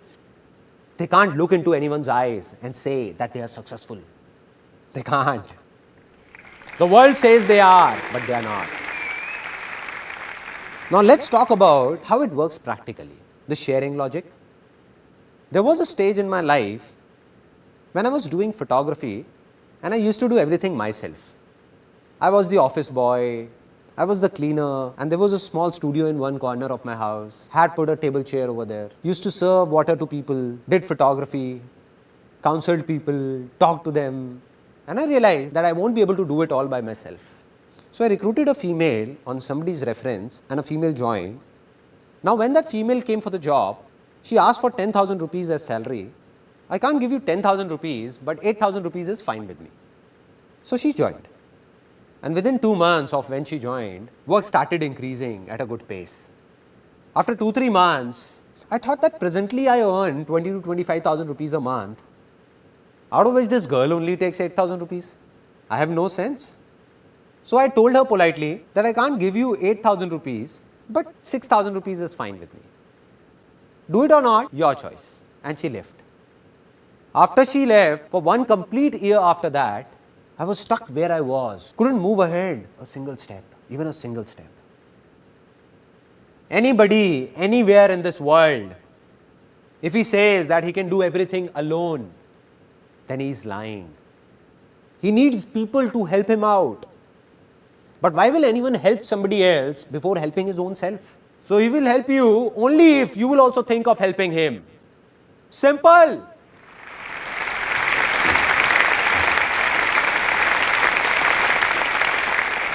Let me ask you a very simple question. If there are 2 companies, so out of those 2 companies, the first company, while taking your interview, makes false promises by saying that we will give you this, don't worry, all will be good. But when you go and join, it's completely opposite. Like there was nothing about paying extra for overtime. No, this won't happen. That won't happen. This won't happen. You have to do this. You have to do that. If you want to do it, fine, or leave the job. Making you work for 12 hours, 10 hours for an 8-hour job and not even paying overtime. There are such companies. On the other side, there is a second company that does exactly what it promises.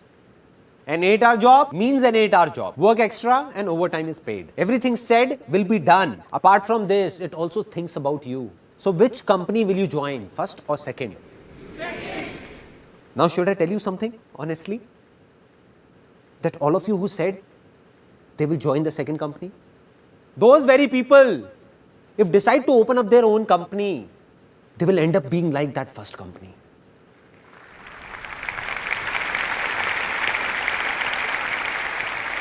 They'll forget about it. Now when they will have their own company, they'll wish to get an employee worth 8,000 for just 5,000. What are we doing, man? What are we doing? There are 2 kinds of people in this world. Those who believe in sharing and those who don't. Now the ones who don't will today or tomorrow have their hands and legs cut. There will be a stage when everyone will leave them and go away to join those people who believe in sharing by their heart. Today they have 2 hands. Gradually they will have 4 hands. 10 hands, then 100 hands, and then thousands. A day will come when he will have countless hands, and that day, success will be a very small word. It will be a miracle. Miracle.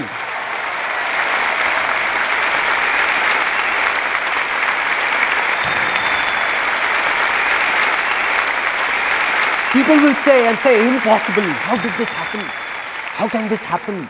How did this happen? How can he in such less time? How can he do it? How can? It's simple, man. He knows about sharing and you don't. The day you do, your life will also be full of miracles. Everywhere.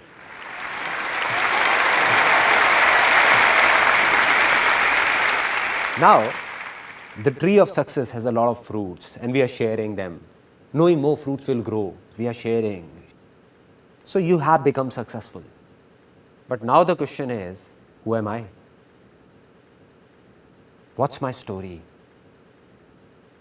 As a kid, I thought I could do many things.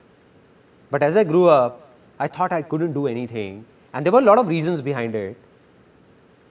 Out of which the biggest reason was that when I was in 10th standard, some major problems hit our family. My dad had a business of aluminium from 20 years in partnership with someone that closed down overnight, because of which our financial condition became critical. We had no clue what will happen now. Nobody had a clue. And my father went into a bit of depression as well. And there was a strange atmosphere in the house. Everybody was worried, what will happen now? I was studying, what could I do? Now there are 2 things that happen in these kind of situations. One, there are families that break apart, fall apart. They start fighting within themselves. And 2, there are families that come together. Our family chose the second one. Me, my mother, my younger sister, we all came together and said, this is not only my father's problem, but our problem. and we will find a way out. We will do something will happen. So now I wanted to do something, but believed that I can't do anything because my land was infertile.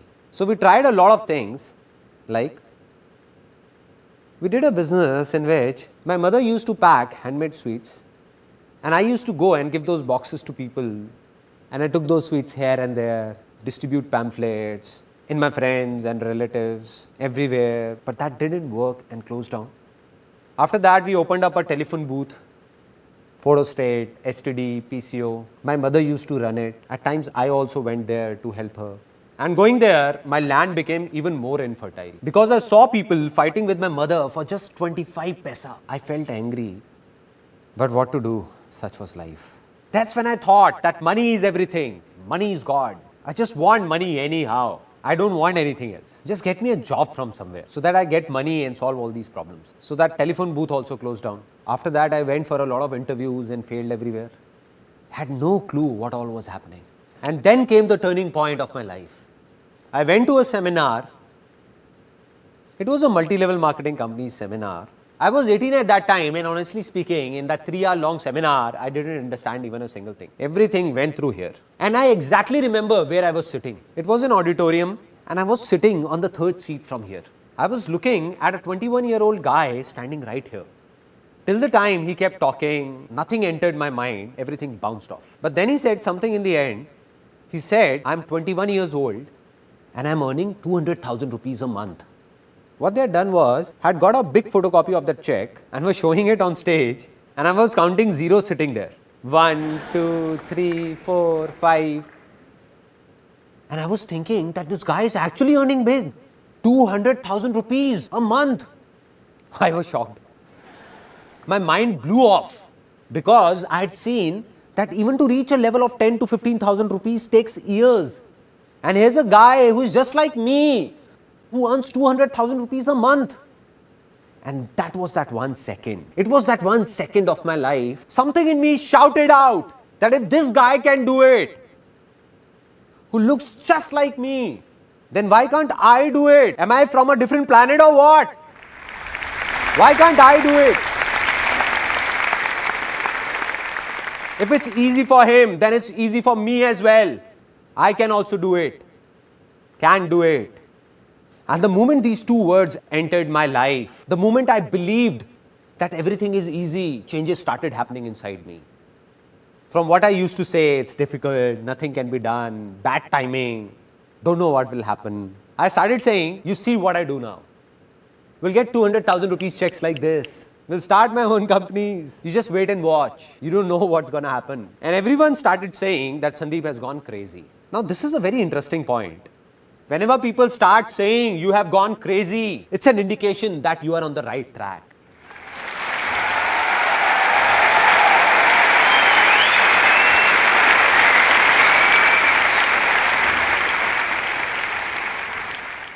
A tinge of craziness is a must. And that's what happened. I became crazy, started saying strange things. I started feeling from within, it's easy. Land became fertile. 1 step complete. Now the second step, to discover what to do. Now there were 2 voices, outer voice and inner voice. I saw that man on stage and looking at him, I said, I want to be like him. If he's doing this, then I'll also do this and earn 200,000 rupees a month. But it wasn't my inner voice, all outer voices. So I took around 20-25 people to that company and nobody joined. In fact, the ones I took ridiculed me saying, where did you take us? And how much will you give us out of your 200,000? So I failed badly. And there were 2 reasons why I failed. 1, it was not my inner voice. And 2, I didn't understand sharing. I was taking people there not for their benefit, but for my selfish reasons. As an 18-year-old, all I thought was to solve my own family problems. To hell with these people. So I couldn't fool people. So back then when I failed, was it my good luck or bad luck? Bad luck, no. How can it be good? As per that time, it was bad luck only, no? But this is the very mistake, because nothing is bad in this world. Because whatever happens, happens for the best. Success comes from experience, and experience comes from bad experiences. Which means that success can only come to you with experience, and experience can come to you only through bad experiences, not with good experiences. Right. And this is what I understood. When I went to that company, it was not a waste. Although I failed financially, but I got to know about a lot of good things and started understanding them. Different things entered my mind that I understood that yes, I understood that even failures are useful. So I didn't feel sad. After that, I heard outer voices once again. Again, I made the same mistake. I was told by my relatives, family members, don't know seriously or not. They told me that Sandeep, you have got looks of a hero, man. And I thought so many of them couldn't be wrong. I heard the outer voice and went to become a hero, to be a model. I said I will. If everyone is saying, I will. So I went and saw that heroes like me, thousands, are standing in a queue and eating roadside burgers. I said to myself, Sandeep, there you go, dude. But I didn't lose hope. I was determined to do something easy. It's easy won't work till the time it doesn't come from inside. And that's what happened. I told myself many times that I'll do it, I will. But it wasn't from within. To become a model or a hero or do acting. Used to go for auditions but went blank. Forgot everything. Didn't enjoy it from inside. Did some music videos as well. Such music videos that if I make you see them, you would die laughing. When my 5-year-old son is troubling everyone, ransacking the house, then my wife just plays that video and my son sits there looking at the screen and says, "Is this dad?" What is he doing? So this time also, I failed. I believe, like I just told you, that you can only be successful because of your failures, not because of your success. So this big failure of my life was about to be the reason behind a very big success of my life that I didn't know, realized it later. How? During modeling days, a friend came to me with some photographs he got clicked from somewhere, and when I saw them, I was surprised. I said, what photographs, man? Great. There were no digital cameras at that time. So I said, man, this will be great. I want to learn this. For the first time in my life, my inner voice said that I want to learn photography, man. I want to be a photographer. I saw an ad in the newspaper, went there and joined a short 2-week course of photography. I didn't know what was I doing, why was I doing it, didn't think about it, just listened to my heart. You know, from inside, that feeling comes that this is what I wanted. Got it. Just went to my mother, took 12,000 rupees, went and bought a camera. Started clicking photographs of my relatives, friends, everyone for free. Didn't have a clue what I was doing. Kept on doing it. Now, what happens is that even when you listen to your inner voice, that you will move in that direction. You will take a step, take an action, and what you want will go and clash with the reality, which will be very different. I wanted to become a very good photographer, but the reality was that thousands of photographers in India who had learned photography for 1, 2, even 4 years, and even they were not able to do much. And what had I done? Just a 2-week course. So I wasn't a very good photographer. Bang! This was the turning point where one of my failures turned into success for me. Between all those photographers and me, there was a small difference. What I mean is that I had failed in modeling, but they had not. When I used to struggle as a model, I knew that 90% modeling agencies were fraud. So what I did was, I made a list of 70-80 fraud agencies and 10-15 genuine modeling agencies and started circulating it to everybody. That this one is fraud, and this one is genuine. And people started liking this. After this, I gave a small ad in the newspaper, free portfolio. And everyone came. A lot of people came. I told the truth. No tricks, no lies, straightforward. I said, look, I'm not a very big photographer or a great photographer. I've just finished my course from here of 2 weeks. So one option is that you get your own film roll, get the processing done, and your cost will be this much, 3,000 rupees. Or the second option is that I do everything for you. Now, if I go to any wholesale market, so the same film roll you get for 150 rupees, I get it for 50 rupees. And in this complete exercise, I'll get 1,500 rupees. So I said, we can do it as you wish, that way or this way. So they said, we don't have any problem, you only do it. We'll be spending the same amount. See, this is what I've always believed, and will always believe that if you want to do anything in life, tell the truth. Don't confuse anyone.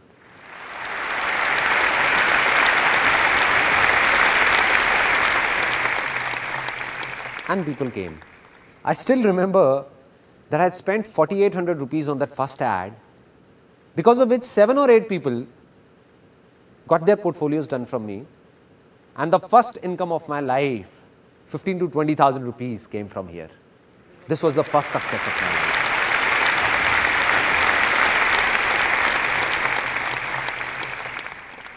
Now, the second big failure of my life. A guy came to me and said that let's do an event together. Let's do a New Year party. They are in fashion these days. Everybody's doing it. Now my inner voice said that I wanted to do an event for a long time. I said, okay, I'll do it with you. No worries. It's just that I don't have the money on me. He said, you don't worry about the money. I'll take care of that. You just execute it. I said, okay, it's a deal. I'll work for a month, organize the party and do everything. Investment will be yours and we will share the profit equally. He said, okay, done. He gave me 15,000 rupees and I distributed those 15,000 rupees to everyone. I paid to the banquet guy, the DJ, caterer, all of them knew me. I went myself and paid some advance to the printer, got the prints made like stickers, posters, went to some universities and put them around like banners and all. Now the problem occurred when just 3 days before the event, that guy came to me and said that I can't give you any more money. I said, but we have to give the money because I have to make all the payments or else they know me and will catch hold of me only. He said, it's your problem, drop the event. I said, no. So then I arranged the money from somewhere, borrowing it from my friends, 5,000 from here, 2,000 from there. I collected all this money and made all the payments. The event was executed and it was a big success. It was the night of 31st December 1999. This event was named Disc 2000. The new era of 2000 was about to begin. All the money was inside a bag. I went to that guy and said, okay man, let's do one thing. Let's calculate how much you and me spent and divide the profit equally. He said, what calculation? Which money? He just took that bag and went away with his friends. Since that day, I haven't seen him around in my entire life. What would have a normal human being and not an alien done in such a situation? In such a condition? Would have cried, become worried? I felt happy because somewhere inside I believed that life's experiences come from bad experiences, and I felt happy and said, wow man, this is it. Such a bad experience. What else could be worse than this? I felt happy. And my mother, who is sitting here, would remember when I came back home at 1:30, I put the music on full volume in my room, on full volume, and started dancing alone. Dancing. My parents came in and said, what's up son? Seems like your event was a hit. I said, don't ask how big a hit. Just don't ask. And when I told them that this is what happened, I got a lecture for 30 minutes. They said, you are very innocent, dumb. You trust anyone easily. Anybody can make a fool out of you. And why do you believe in what anybody says? I said, no. There must be a reason behind this failure. Maybe today I'm not getting it, but someday I will. And the day I'll get it, life will change for sure.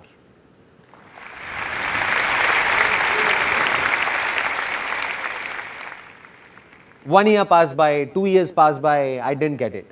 Didn't know what was that failure for. Until in 2003, I had reached a level in photography where I got stuck. The problem was that in photography, it's not only the work but the name that sells. It means that no matter how good I was, but because I didn't have a name, so all those people who got their photos clicked by me were rejected by modeling agencies saying, what trash. What an amateur shoot. Who is this Sandeep Maheshwari? Lives in a cave or what? From where is he? Get yourself clicked from a good photographer. So they used to come back to me saying, what have you done? What a bad shoot. Here, have a look. So I said, I have to make a name somehow. How to do it? I don't know. But I believed it's easy. An idea came from somewhere to make a world record in photography. I went to Limca Book of Records, met the chief editor, and I remember I was sitting, me this side, and she on that side of the table. I had already taken an appointment. She said, yeah, tell me. I said that I want to make a world record in photography. She said, okay, so what have you thought of? I said, you tell me what needs to be done. Because somehow I managed to reach there, they could not throw me out. So she said that, look, it's not that easy. You have to do a lot of things.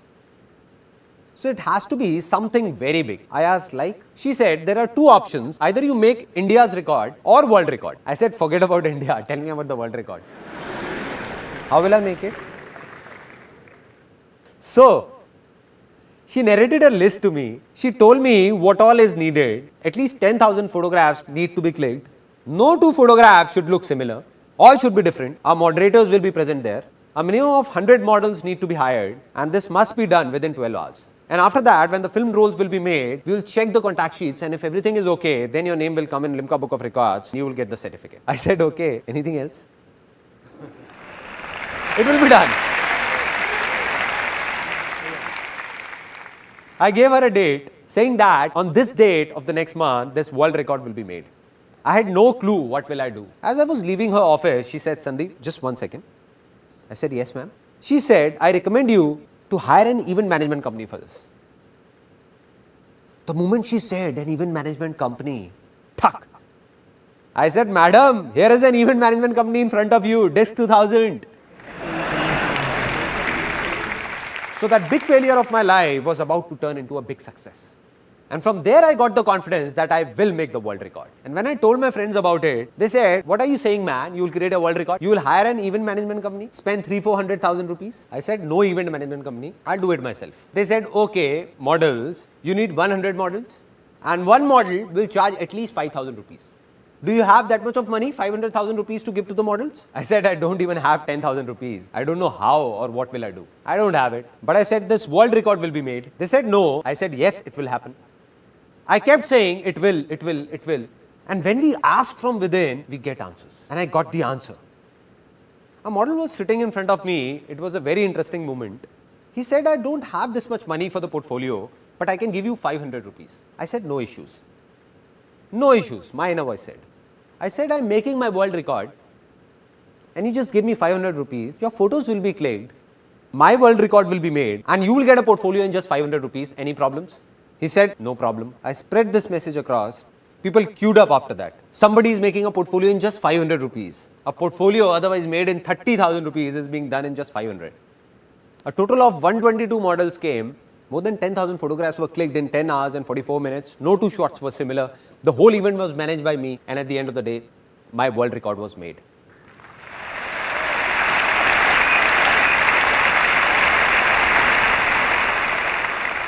Now I'll show you the biggest failure of my life. I'll not tell you about it, rather show it to you. That what was it?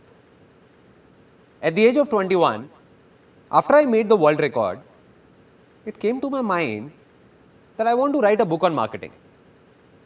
And I was a college dropout. I left college in third year. Now I went to the publishers that this is how I have written a book on marketing and I want you to publish it. So they used to talk very formally saying, yeah, have a seat. So where have you done your MBA from? I said, listen, I have no MBA. I am a college dropout. So they said, no, this is not the way. We can't publish it. And all the publishers refused wherever I went. But I said, I'll do it myself. I will publish this book, come what may. I got it published, and here's that book right in front of you that I wrote at the age of 21 on marketing. Now, what is so special about this book? It's written on it that it's one of the most unusual books in the world, one of the strangest. Why? Because almost all the books in English open this way, like this. But this one opens from here. This is the first page of this book. This is the second one. This is the third. This is the fourth one, and this is the fifth. So it's a reversed book. A reversed book. Reversed. The word spread that a photographer has written a reversed book. People talk about doing something out of the box, something different. I think it's all pointless. You hang yourself upside down from a tree and say it's different. It's pointless, no? There has to be a reason. So the reason why this book is reversed was written on the first page at that time. And the reason was, a big reason, if you can't even change the way you read, how can you change the way you think?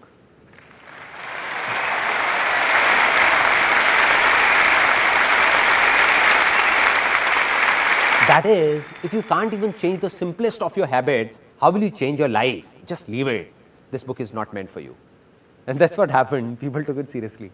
They said, okay, if you don't want us to read it, so be it. Out of the 1,000 copies I got published, just 150 got sold. And the remaining 850 copies were taking a lot of space in the house because it was a small house with a studio and all of us packed together. So my mother gave them to a ragman. So a decent failure. Maybe you will see some grams wrapped in the pages of that book. Failure, that too a big one. Didn't know why this happened. Not at that time, but today I know. This book failed, but to write this book, I read countless books, and while doing so, my fertile land got plowed so many times, that everything became easy for me. Right.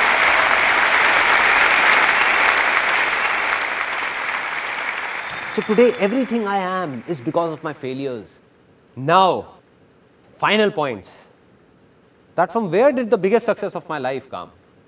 In the world of modeling, we were the only agency that got a declaration signed from people that said there is no guarantee of work. We'll make your portfolio, give it to the agencies. If you're lucky, you will get work or else not. And being truthful and honest, we became one of the biggest agencies of Delhi. Though we tried to click the best of photos, but the models still didn't get any work in the market. So my inner voice said, I must do something for these models, something. What? I don't know. Not to take money from them, but to solve their problems somehow. And when the question came, it was answered. An ad agency guy came and said that I don't have time. We will scan this photograph only and print it in the ad. Do you have any problem? I said, why would I have a problem? I called up the model and said, do you have a problem? He said, what are you saying, sir? What problem? What else can I ask for? That if my photograph comes in a newspaper or an ad, the photo got printed, that model was happy, I was happy, and ad agency was happy. And this was that turning point of my life.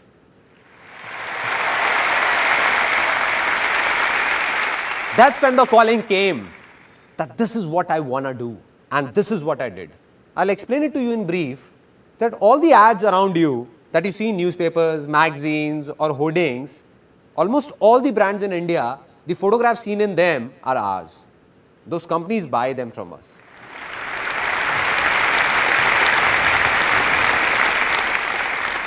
So today in the given situation, if you ask me that what's success for me, then here is a simple answer to it in a few things, because success is not just limited to one thing but many things in life, various aspects of life. So one of my aspects, that this company Images Bazaar was started to do something good for those models 6 years ago.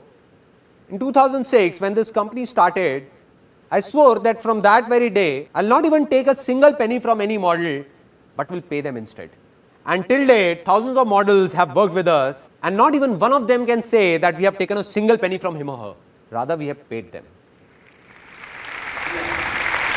This is success for me. This is success for me.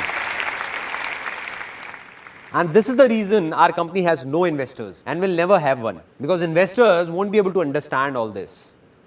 What will they say? They will say, you are crazy. Being such a famous production house of India, one of the biggest, doing so many shoots, and that too genuine. If you ask the models to pay you 50,000 rupees, they will not even ask why and put the amount on your table. But we will not take it.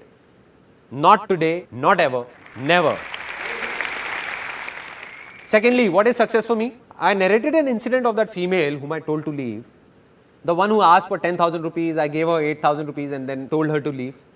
When I got stuck, that day I decided that from today onwards, if I hire anyone, then I'll never tell the person to leave.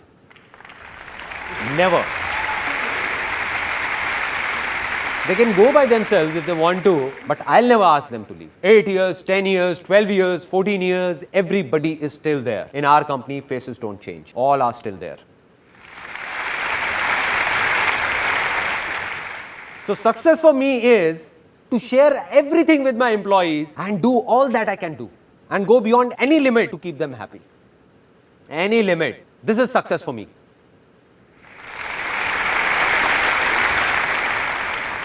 If you ask me that what do I believe today, am I successful or not? I look straight into your eyes and say, yes, I am successful. Why so? Is it because of the work I did in the past?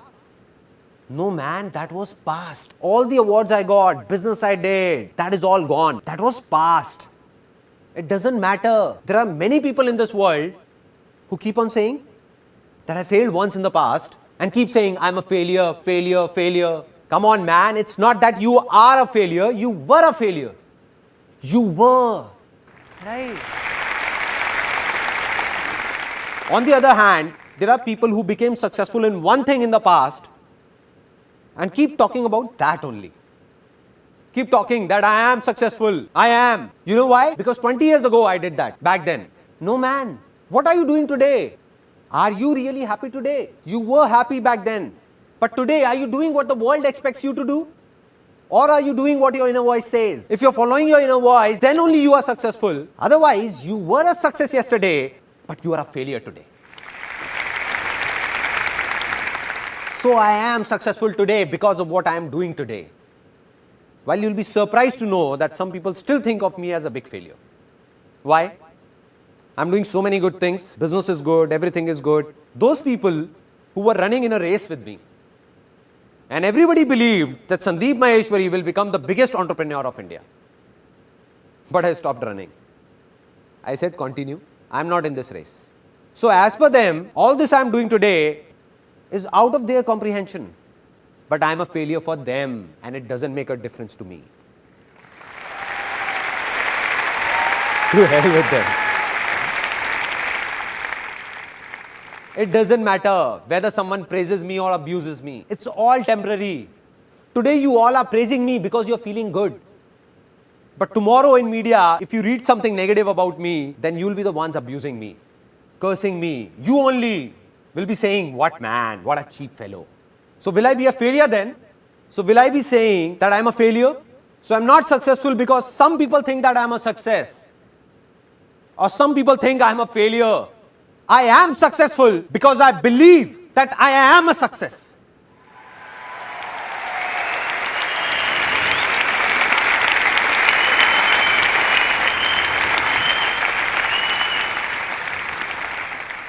Yesterday I met one of my friends and he was asking that from where do I get the inspiration of doing all this? From where?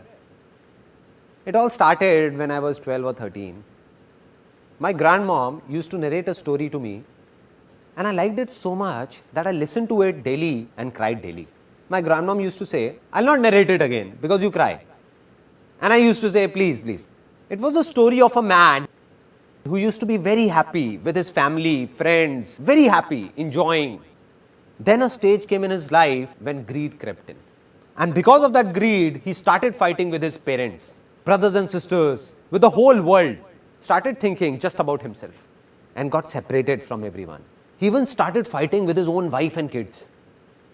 So in the remaining last few seconds of his life, when he was about to leave this world, tears were pouring down and he was crying, crying and crying.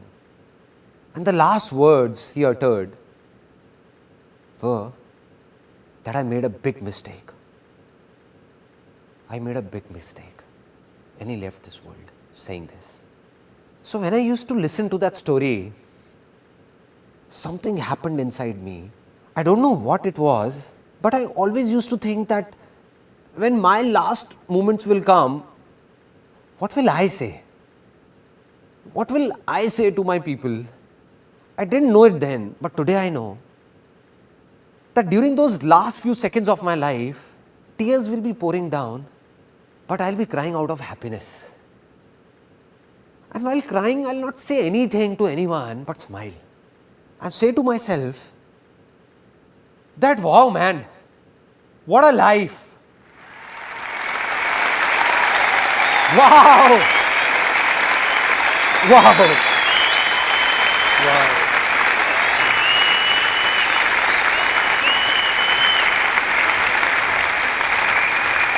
This is life. This is life. I did it. Saying this within me only, not saying anything to anyone, no regrets whatsoever. Now, the final moment of this seminar. I told you in the beginning of this seminar that I don't want anything from you and will never talk about my benefit. I lied to you. I'll ask for something. Won't let you go like this. I'm going to ask for something. So I'm going to ask for something from you from the bottom of my heart. If possible, give it or else don't. So I fold my hands and request you all that today all of you have a hunger to do something, to become someone that has brought you here. But a day will come in your life when you will have much more than you need. That day, if you find someone with a hunger, just be of a little help to that person. That's it.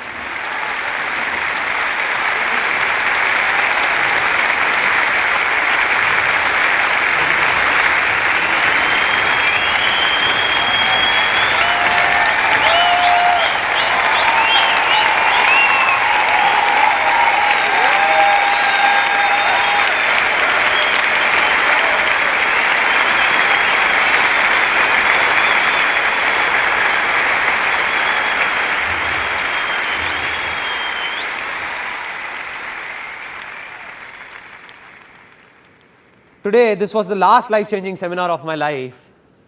One thing is ending here, but another thing is taking off. I'm gonna keep recording all my experiences one by one in videos, record them. Today I told you it's easy. So why is it easy? In every situation of my life, how did I make the smallest of problems and the most complicated problems easy for myself? I'll tell you all in those videos. I'll open up everything. I just open it up, my heart, my mind, so that tomorrow if someone will need to know something or do something, he will just go to that place and will do whatever he wants to do for free.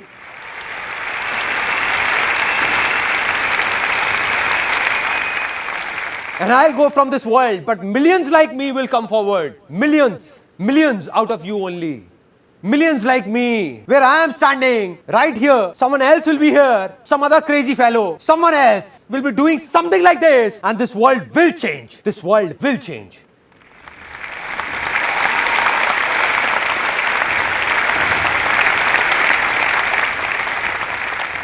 Today, I can say that my life's mission is fulfilled. And even if God comes and says, it's over, then I'll say, let's go, let's go, let's go. Anyway you say, I did what I wanted to do, did it.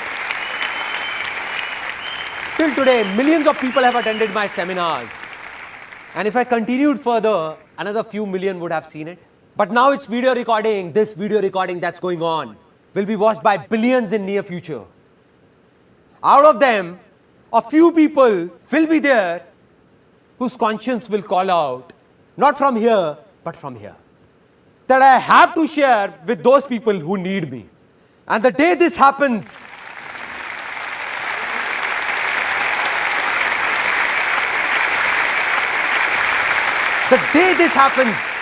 that day, not only in India, but across this whole world, nobody will be hungry. Nobody will be hungry. This world will change.